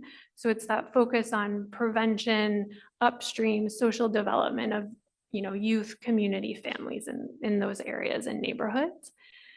Contrast that, again, based on the community safety well-being framework, to the situation tables, which are a risk intervention, to use the word multiple times, which is really when there's a situation where an individual as a community is on the cusp of crisis or needing an emergency response. So emergency response being police, fire, medical emergency, that there are structures and systems put in place around that individual or the community to help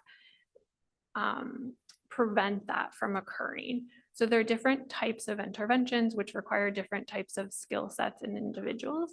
And so the situation table, the expansion of that, we would look to use an evidence-based approach, similar to the one that informed Anchor being in Centertown based on the needs there, to look at what that could look like. But currently the downtown integrated situation table isn't neighborhood specific.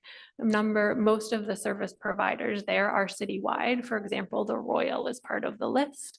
And from my initial conversations, they would be happy and are interested in expanding to other partners citywide.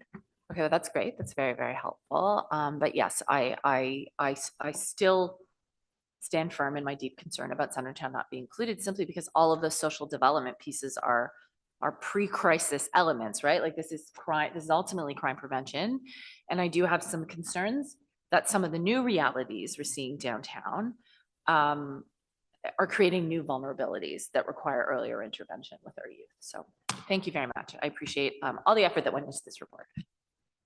Thank you, Councillor Troster. Councillor Kavanaugh. Thank you very much, Chair. No, I appreciate the emphasis on the youth, the social development, and there's lots of work to be done. I just want to make sure that we're talking about stability for funding, because one of the concerns that has been raised is that you get sort of a project-based funding, and it disappears after a while.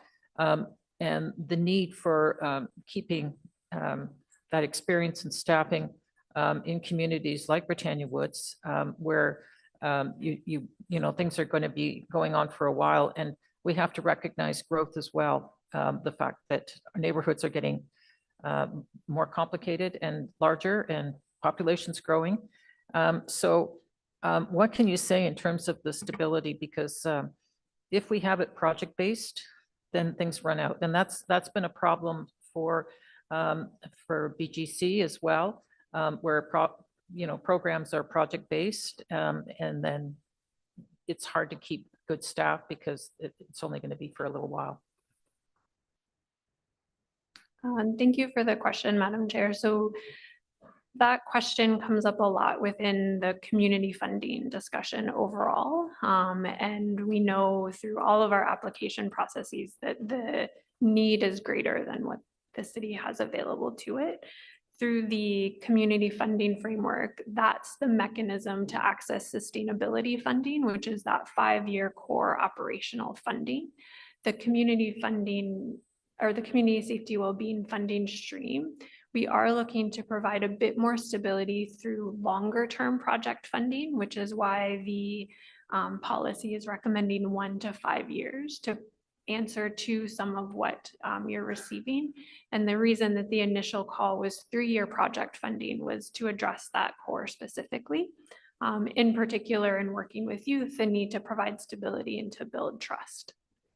I appreciate that. Also, working towards that hub model, which has been already started in Centertown. I think that's something that we're just having to see everywhere. We were never meant to be in the business of food pantries and food banks, but we're kind of it's forcing our hand because it's an existing problem. But it also means that you can get people in who are who have other issues, and then you can have multiple reasons to interact with residents. How are we looking at that? Thank you for the question. One of the aspects of the integrated and simpler systems priority within the community safety wellbeing plan is to look at that hub model. Through all of our engagements across any of the priorities, we continue to hear the value that that provides to people of being able to go to access services in one place, and looking at opportunities, as you mentioned, such as food, that attract individuals to that. In the upcoming poverty reduction strategy, we expand further on the ask that will be coming to committee in the fall, hopefully October. We expand further on the vision and what people have said they would like to see the expansion of those hub models look like. I appreciate that.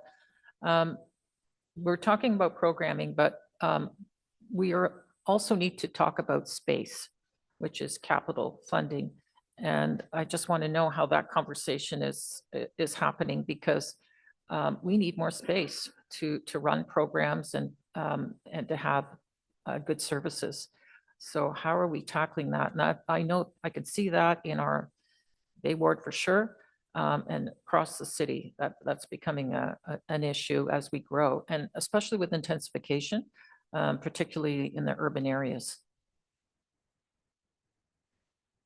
Thank you for the question. We to date haven't looked at requesting capital funding or building a business case around what a capital funding ask would be to look to support some of these services.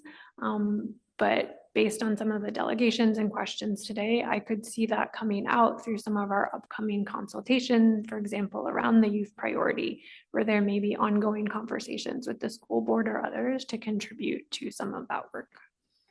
Thank you. And with our federal and provincial partners who can help us fund those projects as well. Thank you. Thank you, Councillor Kavanagh. Councillor King. Thank you, Chair. And I'd really like to thank staff for the recommendations that have been presented to us today. I think there's thoughtful and a strategic approach to enhancing community safety in our city. By adding a new youth social development priority, we are investing in our future by giving our young people the support and opportunities that they need to thrive. And I think importantly, this aligns with many of the strategies that we are putting into place, including the anti-racism strategy, where community members, when that was being developed, clearly asked for a pillar that focused on youth development. I think there's importance around the focus on priority neighborhoods as well, because that does acknowledge that some communities in Ottawa have been historically marginalized. But I think hearing from Councillor Troster, it's also important to note that neighborhoods also evolve and they change. And so it is necessary for us to keep that in mind if we are developing a place-based approach to empower residents. We want that to occur where needs are across the city. But it's good to know that obviously staff is open to looking at that. And I would take interest to see how that would evolve to really address some of the challenges in our downtown neighborhoods as well. The potential of this is really exciting, but in terms of metrics, how will the success of the new youth social development priority be measured? So I'm just wondering if there are specific metrics or key performance indicators that are planned. Thank you for the question. So the metrics for the youth priority have not been developed to date. It would follow a similar process as the community safety wellbeing performance measurement framework, where we would identify population level indicators that look at risk factors. So for example, around youth, that might be looking at graduation rates or employment numbers. So metrics that are critical for us to understand for decision making, but as a city council or through the plan, we don't have all of the control over the movement on that, but would want to be contributing towards that. And then once a youth action plan is developed, we would develop specific metrics around those interventions to measure, be it funding or a project. And you would expect logically a sequence of events leading to contribution towards those larger outcomes. I appreciate that. Obviously, in order to determine success, we have to measure, and the city, we measure for all our programs. So it's very important that that's undertaken, and it's good that we have a plan to do that. I was also interested in the timeline for implementing the changes before us and how progress concerning that will be communicated. Thank you for the question. So if the report is approved by council, we would move towards implementation immediately. So one of the recommendations with the youth as an example is to build on work that's been happening around youth forums and youth by holding a youth symposium in Q1 that would lead to an action plan and some key activities. We have some key next steps that we'd like to explore around the other initiatives as well following this year. And then with the funding specifically, we would open a funding call in October. And I'm really excited about the prospect of that symposium. We saw the symposium that was held by the Coalition for Community Houses, where the youth were tremendously excited. I know that with other elected officials and the Black History Ottawa earlier this year, just at the cusp of the beginning of summer, my office held an event for youth, a leadership breakfast, where we heard many of the same themes that in my mind make this report accurate.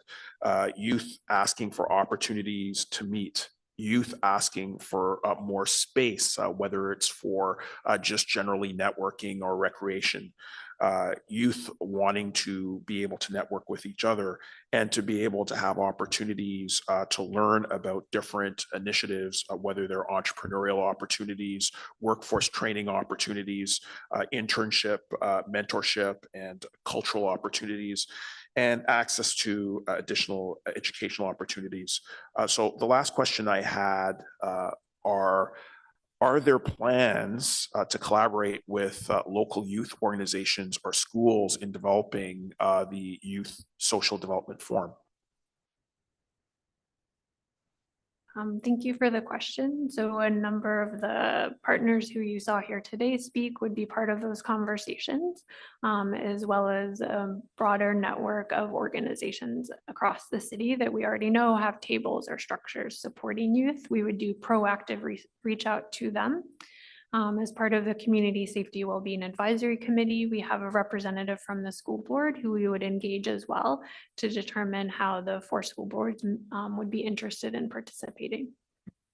Well, I'm really excited about this prospect, and I'm looking forward to working with staff. Hopefully, the offices of elected officials will also be involved in that forum, because I know that really excites youth who I talk to. They want these opportunities to come together and to learn about all the programs that are occurring in the city. That's one of the things that youth have personally come up to me and said, you know, we weren't aware of all of the amazing programs that are occurring in the city. It's important to put that in front of the youth.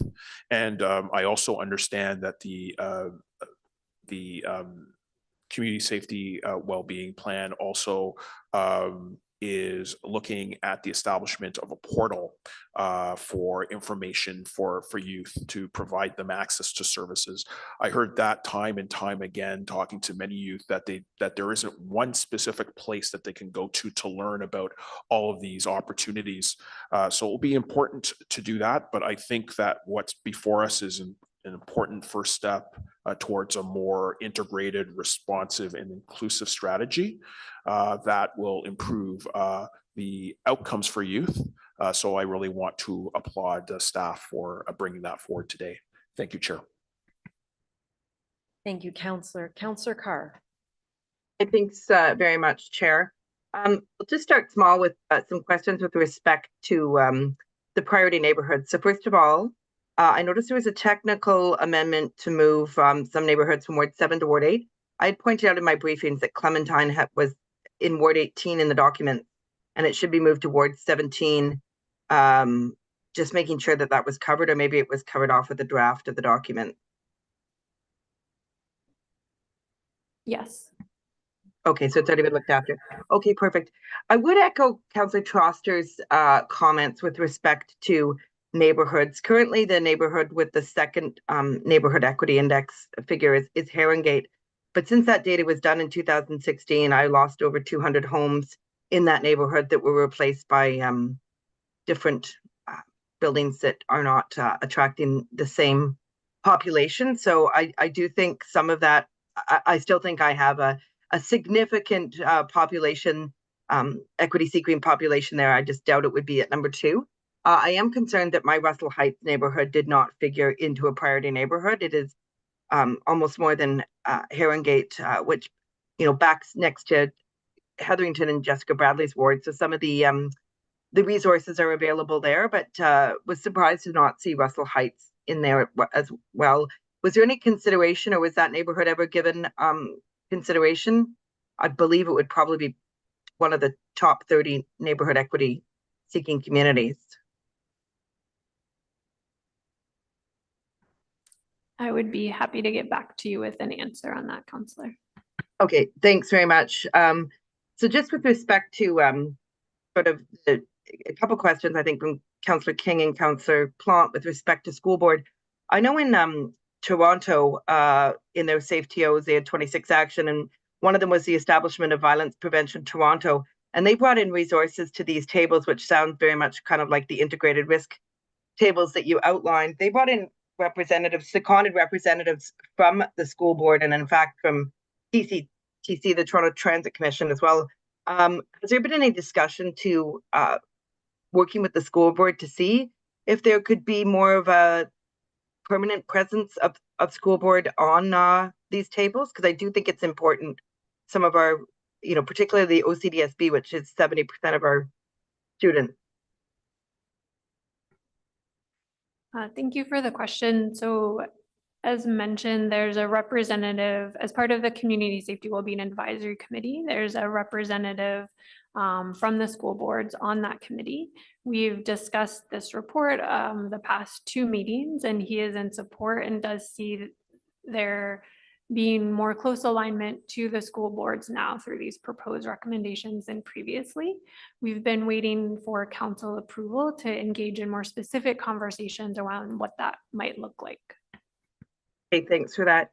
I certainly really appreciate the direction that we're moving in and bringing in that youth pillar and really focusing on sort of that multi-sector partner initiative in terms of addressing some of these systemic issues and that recentering the discussion on reducing harm and violence in the community. Guess my concern is overall, I mean, we're moving in, the youth pillar here. Councillor Troster spoke about Anchor in her community, which addresses a different population. Overall, the community safety and well-being work is significant and requires a lot of integration amongst many sector partners. There's a lot to be done. I'm wondering with respect to staff capacity, like, do we, and not that I'm questioning the staff that are working on this, but I'm concerned that, as we enter into budget season, that we're not going to have the resources to do the work that needs to be done. And I guess in wondering in terms of, organization, are we set up for success in delivering on youth priority, but CSWB as a whole?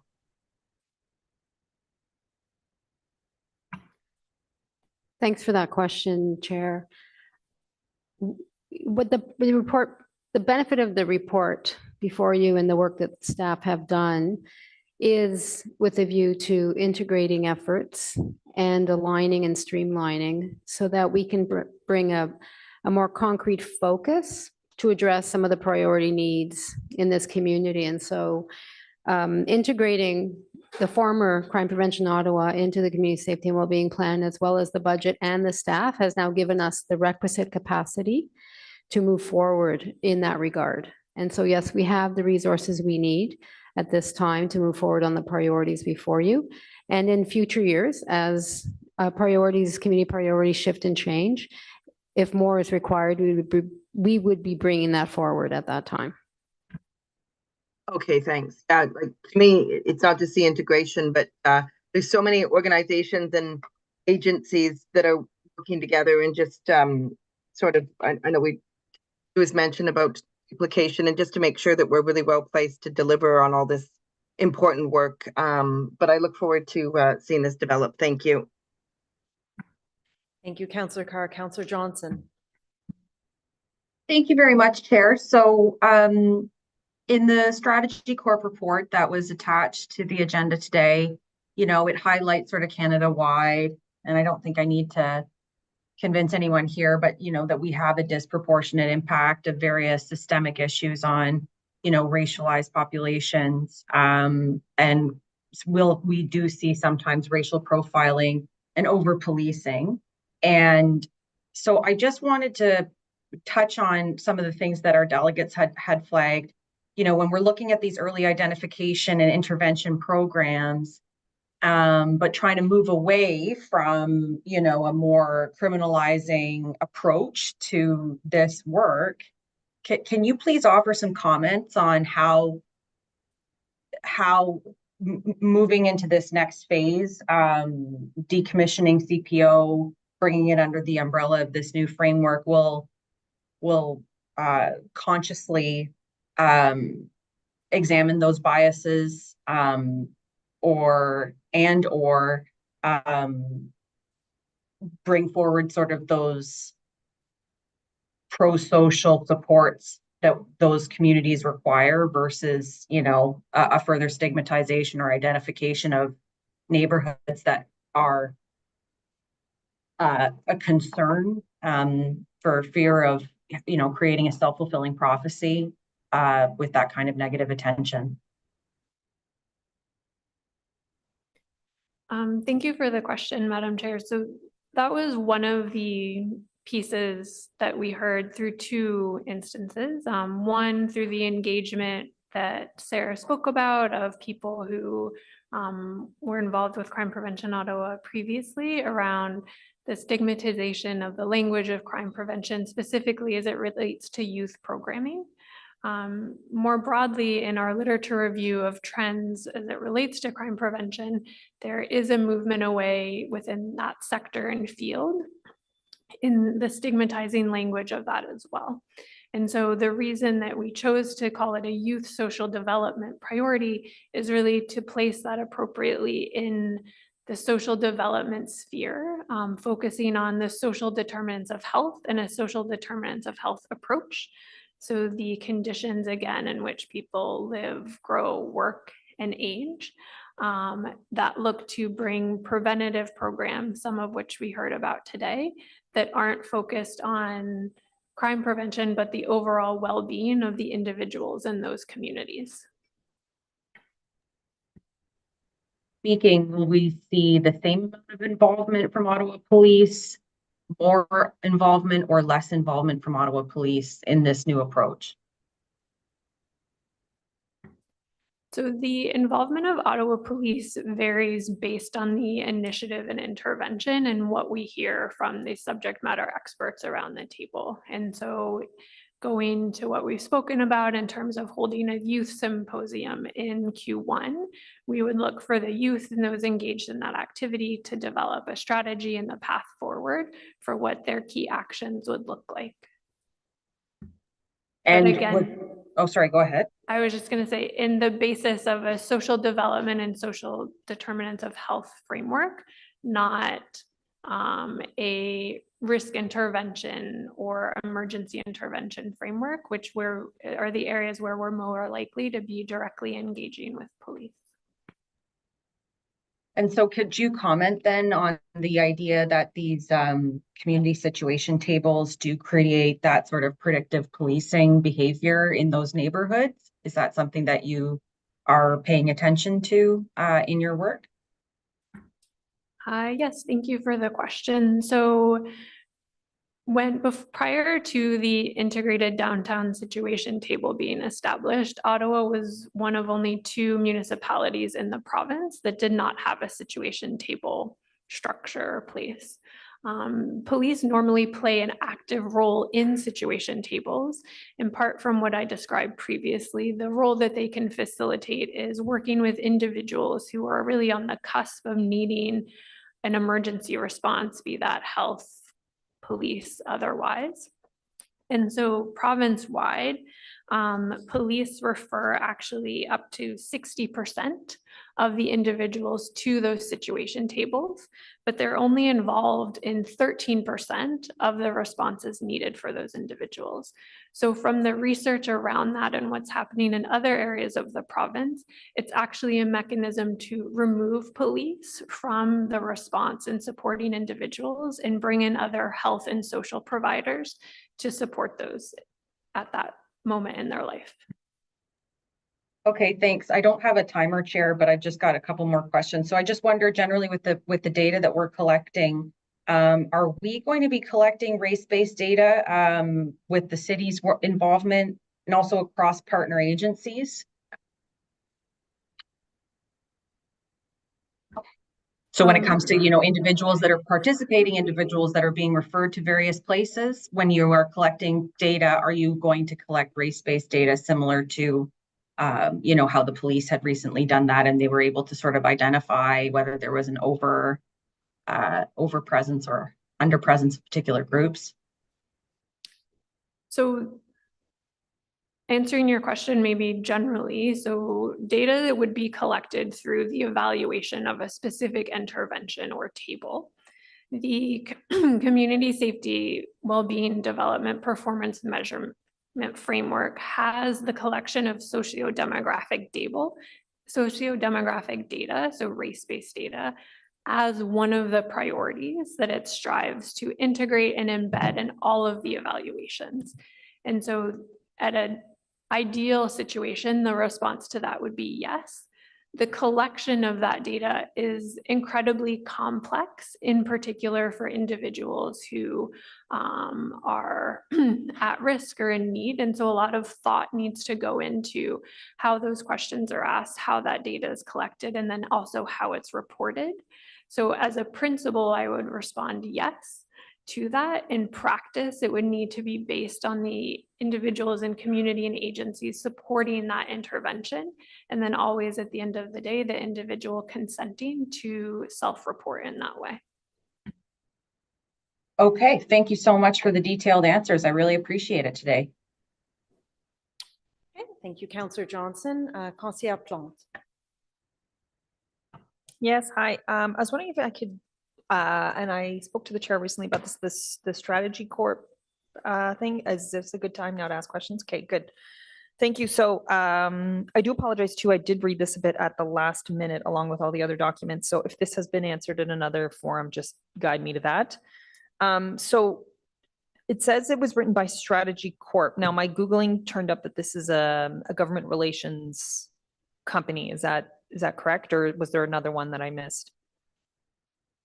They're a consulting company that are based out of Ottawa or have offices locally in Ottawa, as well as in Toronto, and have worked with a number of municipalities in Canada and in the US to write their community safety wellbeing plans.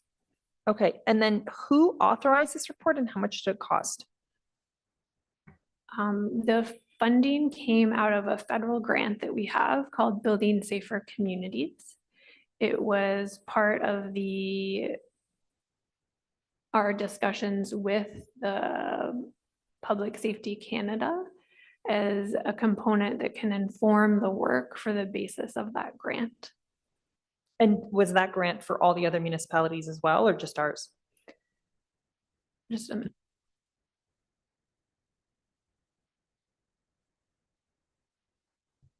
I don't have the number of municipalities that are currently receiving funding through Public Safety Canada for Building Safer Communities, but I can get back to you on that. Perfect, thank you. So, and then the definition of youth is 0 to 24, which is quite a span. Is that the city's definition as well of youth? We as a municipality do not currently have a policy that defines youth. Okay, but just, I guess for the sake of the discussion today and the one we will be having in the future about this, this new policy, it would be 0 to 24-ish, or we don't know yet? It's something we would like to discuss, but we would use that maybe as a starting point. Staff recently attended a series of workshops, and they defined youth much broader, even to 29. So there's lots of definitions out there that we would need to bring together and propose a recommendation. Okay, thank you. So I do have a bit of some concerns about the report, because the three things just off the top of my head is there's no mention of the opioid crisis. There's no sort of general mention of pedestrianization, traffic, all the things that especially in low-income areas that prevent kids sometimes even of leaving the house because their parents don't want them to. And then there's no mention of climate change and the effects of climate change, especially on low-income communities. And I know you sort of said that this is a sort of a general report. It's not, you know, really going knee deep, but it does really feel like you could put Kitchener-Waterloo, you could put Toronto, you could put any municipality in here, and they just kind of switched out the cities. I'll give you an example. So on page 15, they talk about housing insecurity. There's no mention of children living in motel shelters, hotel shelters, which is a big issue in the Ottawa area. On page 23, there's no mention, and we had a discussion earlier about gangs and gang recruitment. This is a big issue in my ward, especially concerning the youth living in our OCH buildings, and their parents have voiced lots of concerns about that. On page 28, it talked about a lot of the community partnership, and there's no mention of French school boards. They just only mention OCD-SB, which I understand it's a big school board, but we have a lot of kids who are learning French and they offer very specific programming. Is there a plan to update this at all, or will this just be informing generally our policy going forward? Thank you for the question and for raising your concern. So it is just a baseline at this point in time, and based on the discussions with youth and with youth service agencies as we move forward, where there's areas that require more data and information, it would be updated based on those specific needs. So what will this report do in terms of informing our policy going forward? As mentioned, it was an opportunity to bring together existing data sources and a literature review at one point in time as an information packet to begin the discussion around youth in the area. But the next steps will be informed through engagement and consultation, and then will be narrow and focused based on that information. Okay. Yeah, no, I did want to mention and point out my concerns about this report. Actually, sorry, and I did want to point out too, for LGBTQIA youth, it's mentioned twice, first in the beginning and then again in the sources at the end. Like, it just seems like there's a lot of gaps here, and I understand we couldn't deep dive into every single issue, but you know, for a report from a local company getting federal funding, it seemed like it could have been much better tailored to our unique needs we have here in Ottawa. And I just wanted to express my concerns around that. Thank you.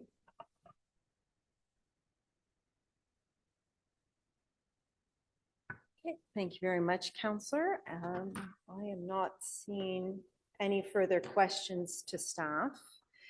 So seeing no further questions, we do have the amendment to the report. So if that item is carried, is that item carried? Carried. Carried. And then we have the report itself. Is that item carried? Carried. Carried. Okay, thank you very much. And thank you to staff for the presentation and for answering some tough questions and some really good questions.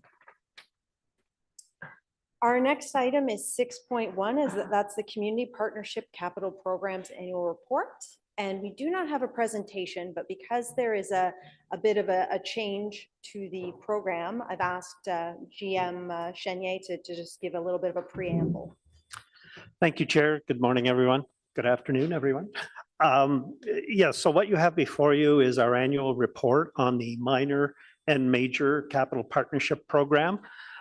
It reports out on the 2023 minor projects that we approved and makes a recommendation for approval in principle for the major projects. The one item that is different in this year's report is that we are recommending to increase the minor capital partnership program threshold limits for funding. And that is based entirely on the fact that post-pandemic, most recreation amenities and most construction costs have increased significantly. In a prior year, we had increased the limit for projects on city lands from 7,500 to 10,000. This year, we're recommending to increase the limit on city lands from 10,000 to 15,000, and to increase the limit on non-city lands from 7,500 to 10,000. Again, what groups are telling us is that the costs that they are incurring and that we are cost sharing with them have increased significantly for things like play structures, for benches, for all of the things that this program purchases. And so the recommendation is to update that. Within the existing budget, we're not requesting additional dollars. The combined programs have a budget of about $1 million, and we believe that we can do that with the increased limits within the budget envelope that we have. Chair. Thank you very much, Dan. You have a question from Councillor. How are you? My first question on this is, how long has this program been in place, the minor and major capital program? Chair, this program was brought in at amalgamation. It existed prior to amalgamation in the former city of Ottawa proper, and so has been with the new city since inception. So I'm just wondering, you know, having had this program for over 20 years, if there's been any thought to reviewing this program along with other recreational funding programs. And the reason why I'm asking this is because when I look at where we can get funding from for parks and recreation, the new areas tend to get it from DCs. Those areas with higher development tend to get it from their CIL. But if you're in part of, you know, the outer urban area, which has had failing infrastructure for many years, this is one of the few opportunities that you have for funding, but it's reliant on community groups to do fundraising. So if you have areas, equity seeking areas that don't have that fundraising capacity, this program seems to create some equity issues. When I look at the data, and I've looked at, as you know, Dan, a decade's worth of data on this, we're typically seeing investments in wealthier areas, and you know,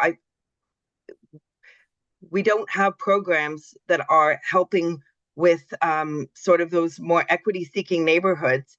And I guess my concern is when I look at some of the funding, you know, how can we as a city with limited finances justify some of the costs that we're putting public dollars into private schools, into outdoor classrooms in the glebe, when we don't have funds for our equity-seeking areas in our outer urban neighborhoods? Chair, a couple of questions embedded in that. In terms of a review, the program was reviewed a few years ago with some minor changes. I alluded to the $10,000 increase for minor capital. It is our intent to review the program. Currently, we're reviewing the cash in lieu of parkland and the development charges. Both of those things are contributing to the sources of funding for recreation amenities. So we're doing those big pieces. We will do this one afterwards. In terms of equity, I can say this, even though this program was not designed specifically with an equity lens, it has over the years played a significant role in bringing equity to areas that probably otherwise wouldn't have those amenities. I know this morning the Boys and Girls Club was here. This program did assist in converting their aging, failing pool at the McCann unit into a field house. It is working with Youth Ottawa to potentially turn an aging city field house into a neighborhood club for youth. It has worked with MIFO to add a gymnasium in an area in Orleans that desperately needs it. It's funded the Miracle League playground and accessible baseball field to bring equity to children with disability who want to play. So even though the specific target and on a neighborhood basis is not specifically looking at equity, it has done some work, and often the ward that is assigned the value of the project probably understates the benefit of the program itself. For example, Pinecrest Park has received over the years quite a bit of funding, as has some of the parks in Orleans, to upgrade baseball infrastructure. And the baseball leagues at both ends of the city will tell you that those benefit a wide range of socioeconomic kids that join the baseball programs. And even though the investments are at large baseball facilities, they really do benefit much broader than that. But having said all that, we will look as we review this program and how we can bring more of an equity lens, excuse me, a more modern approach to what this rather old program currently has. Thanks, Dan. I appreciate that.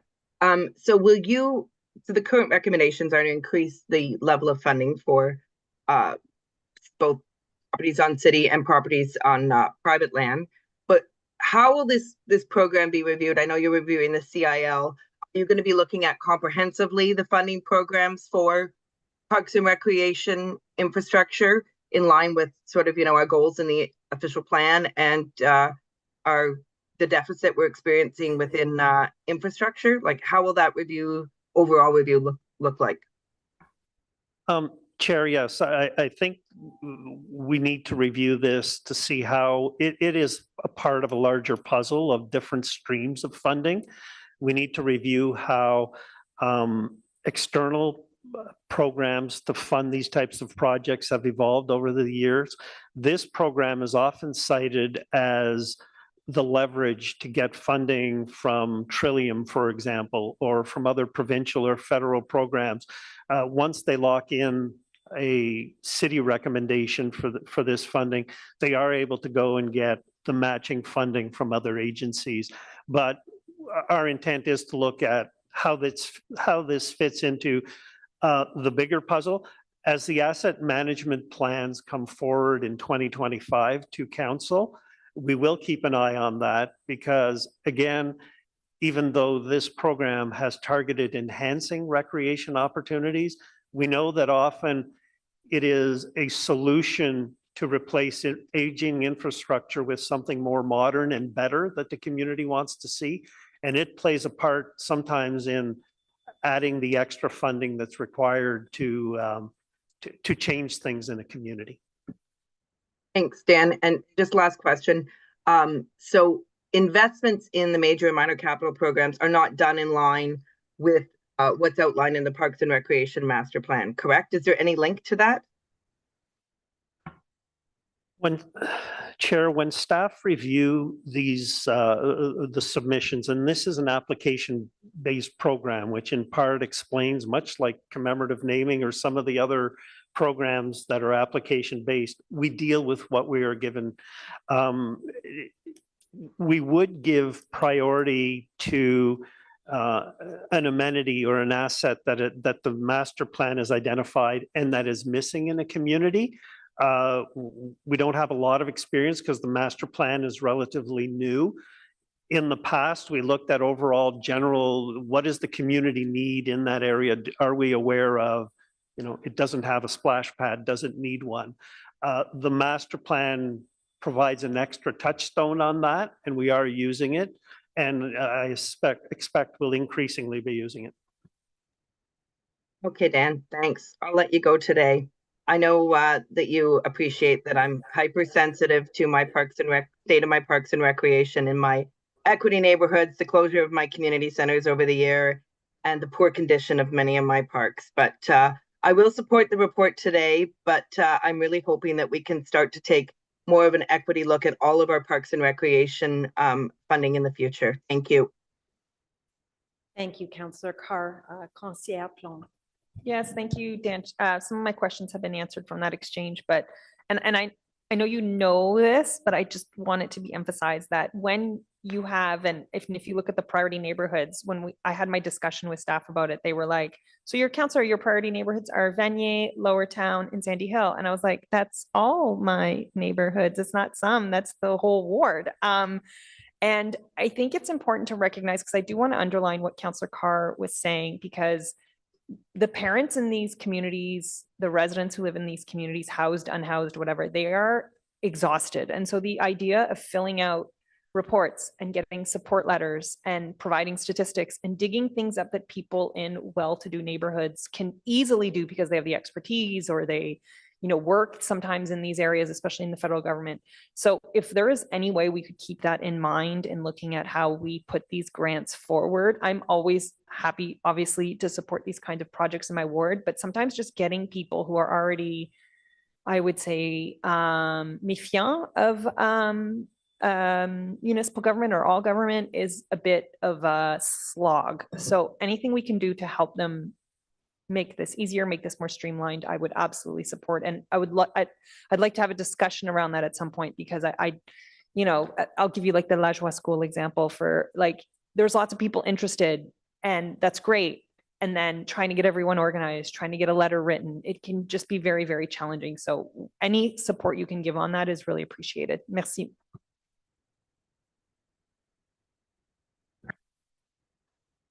Okay, thank you very much. I'm not seeing any further questions, and I'm sure, Dan, that everyone will be following up on this. It sounds like it's an ongoing discussion about this. But in respect to this particular item that's in front of us, is this item carried? Great. Okay. 7.1, status update on inquiries and motions for the period ending on September 13th, 2024. Is this item received? Received. Okay. We have no in-camera items. We did have one IPD. That is the response to the motion. I didn't hear from anyone that they wanted to lift that, so we'll keep going. We don't have any notices of motion at this time. And on number 11, we do have 3 inquiries. So I will ask actually Councillor Carr to read her inquiry in regarding funding for food security in 2025. Thanks very much, Chair. I'm wondering if we could put the correct inquiry on the screen. That is about soccer, it seems. It's because I tricked Eric and I changed the order. Yeah, I could be the soccer one first. Okay, that's a good idea, Councillor Troster. Okay, we'll do the soccer one first. Okay, very quick. On May 15, 2024, the province of Ontario passed Bill 99, Garrett's Legacy Act, Requirements for Movable Soccer Goals 2024, which requires that any organization or entity that makes a movable soccer goal available for use by members of the public shall ensure that the goal is located on a level surface, is securely anchored in accordance with the regulations, and meets any prescribed requirements, and meets any educational training or other requirements that may be prescribed. Can staff clarify what the city's requirements and practices are for movable soccer nets and what actions are being considered or are in progress to be compliant with the new legislation? This is just simply that was brought up by some wonderful parents who volunteer to coach soccer in Plouffe Park, and they noticed that those soccer nets are not secured. And this legislation says that they need to be because they could topple, and we want to prevent that from happening. Thank you. Wonderful. Councillor Carr, we'll hold off on 1 second for yours. Our next up is also Councillor Troster. So we'll do your next one and then we'll go to the Councillor Carr. Great. This won't be surprised after the conversation we had. By most metrics, Centertown is a high needs area. Its lack of inclusion on the priority neighborhood list does not reflect the experience of living or working in Centertown. I will just note that there's a typo in the word neighborhood, if we can just fix that in the final version. Would staff please summarize the specific criteria that Centertown did not meet in order to be identified as a priority neighborhood within the update to the Community Safety and Wellbeing Plan incorporation of the former Crime Prevention Ottawa report? Thank you. Okay, thank you very much. Councillor Carr, if you could read yours in. Absolutely. Thank you very much, Chair. Appreciate it. My inquiry is food insecurity continues to be raised as a significant challenge amid the ongoing cost of living crisis. Since 2019, food banks across Ottawa have seen a 68% increase in visits, while agencies are receiving less food, less funding. More residents are accessing emergency food assistance citywide. Food security agencies are primarily nonprofits responding both locally and citywide to the need for food. In 2024, the City of Ottawa provided additional support for these nonprofits through the Sustainability Fund budget. The not-for-profit sector cannot continue to operate at this capacity and respond to the growing need without additional ongoing support. Therefore, could staff please explore and advise committee ahead of budget 2025 on the possibility of increasing community safety and wellbeing funding for food security for those agencies primarily operating in food programming and services in 2025. Thank you very much, Councillor Carr. That is it for inquiries. We have no other business, and we have our upcoming meeting on Tuesday, October 22nd. Can I get approval for adjournment? Carried. All right. Have a wonderful day, everyone.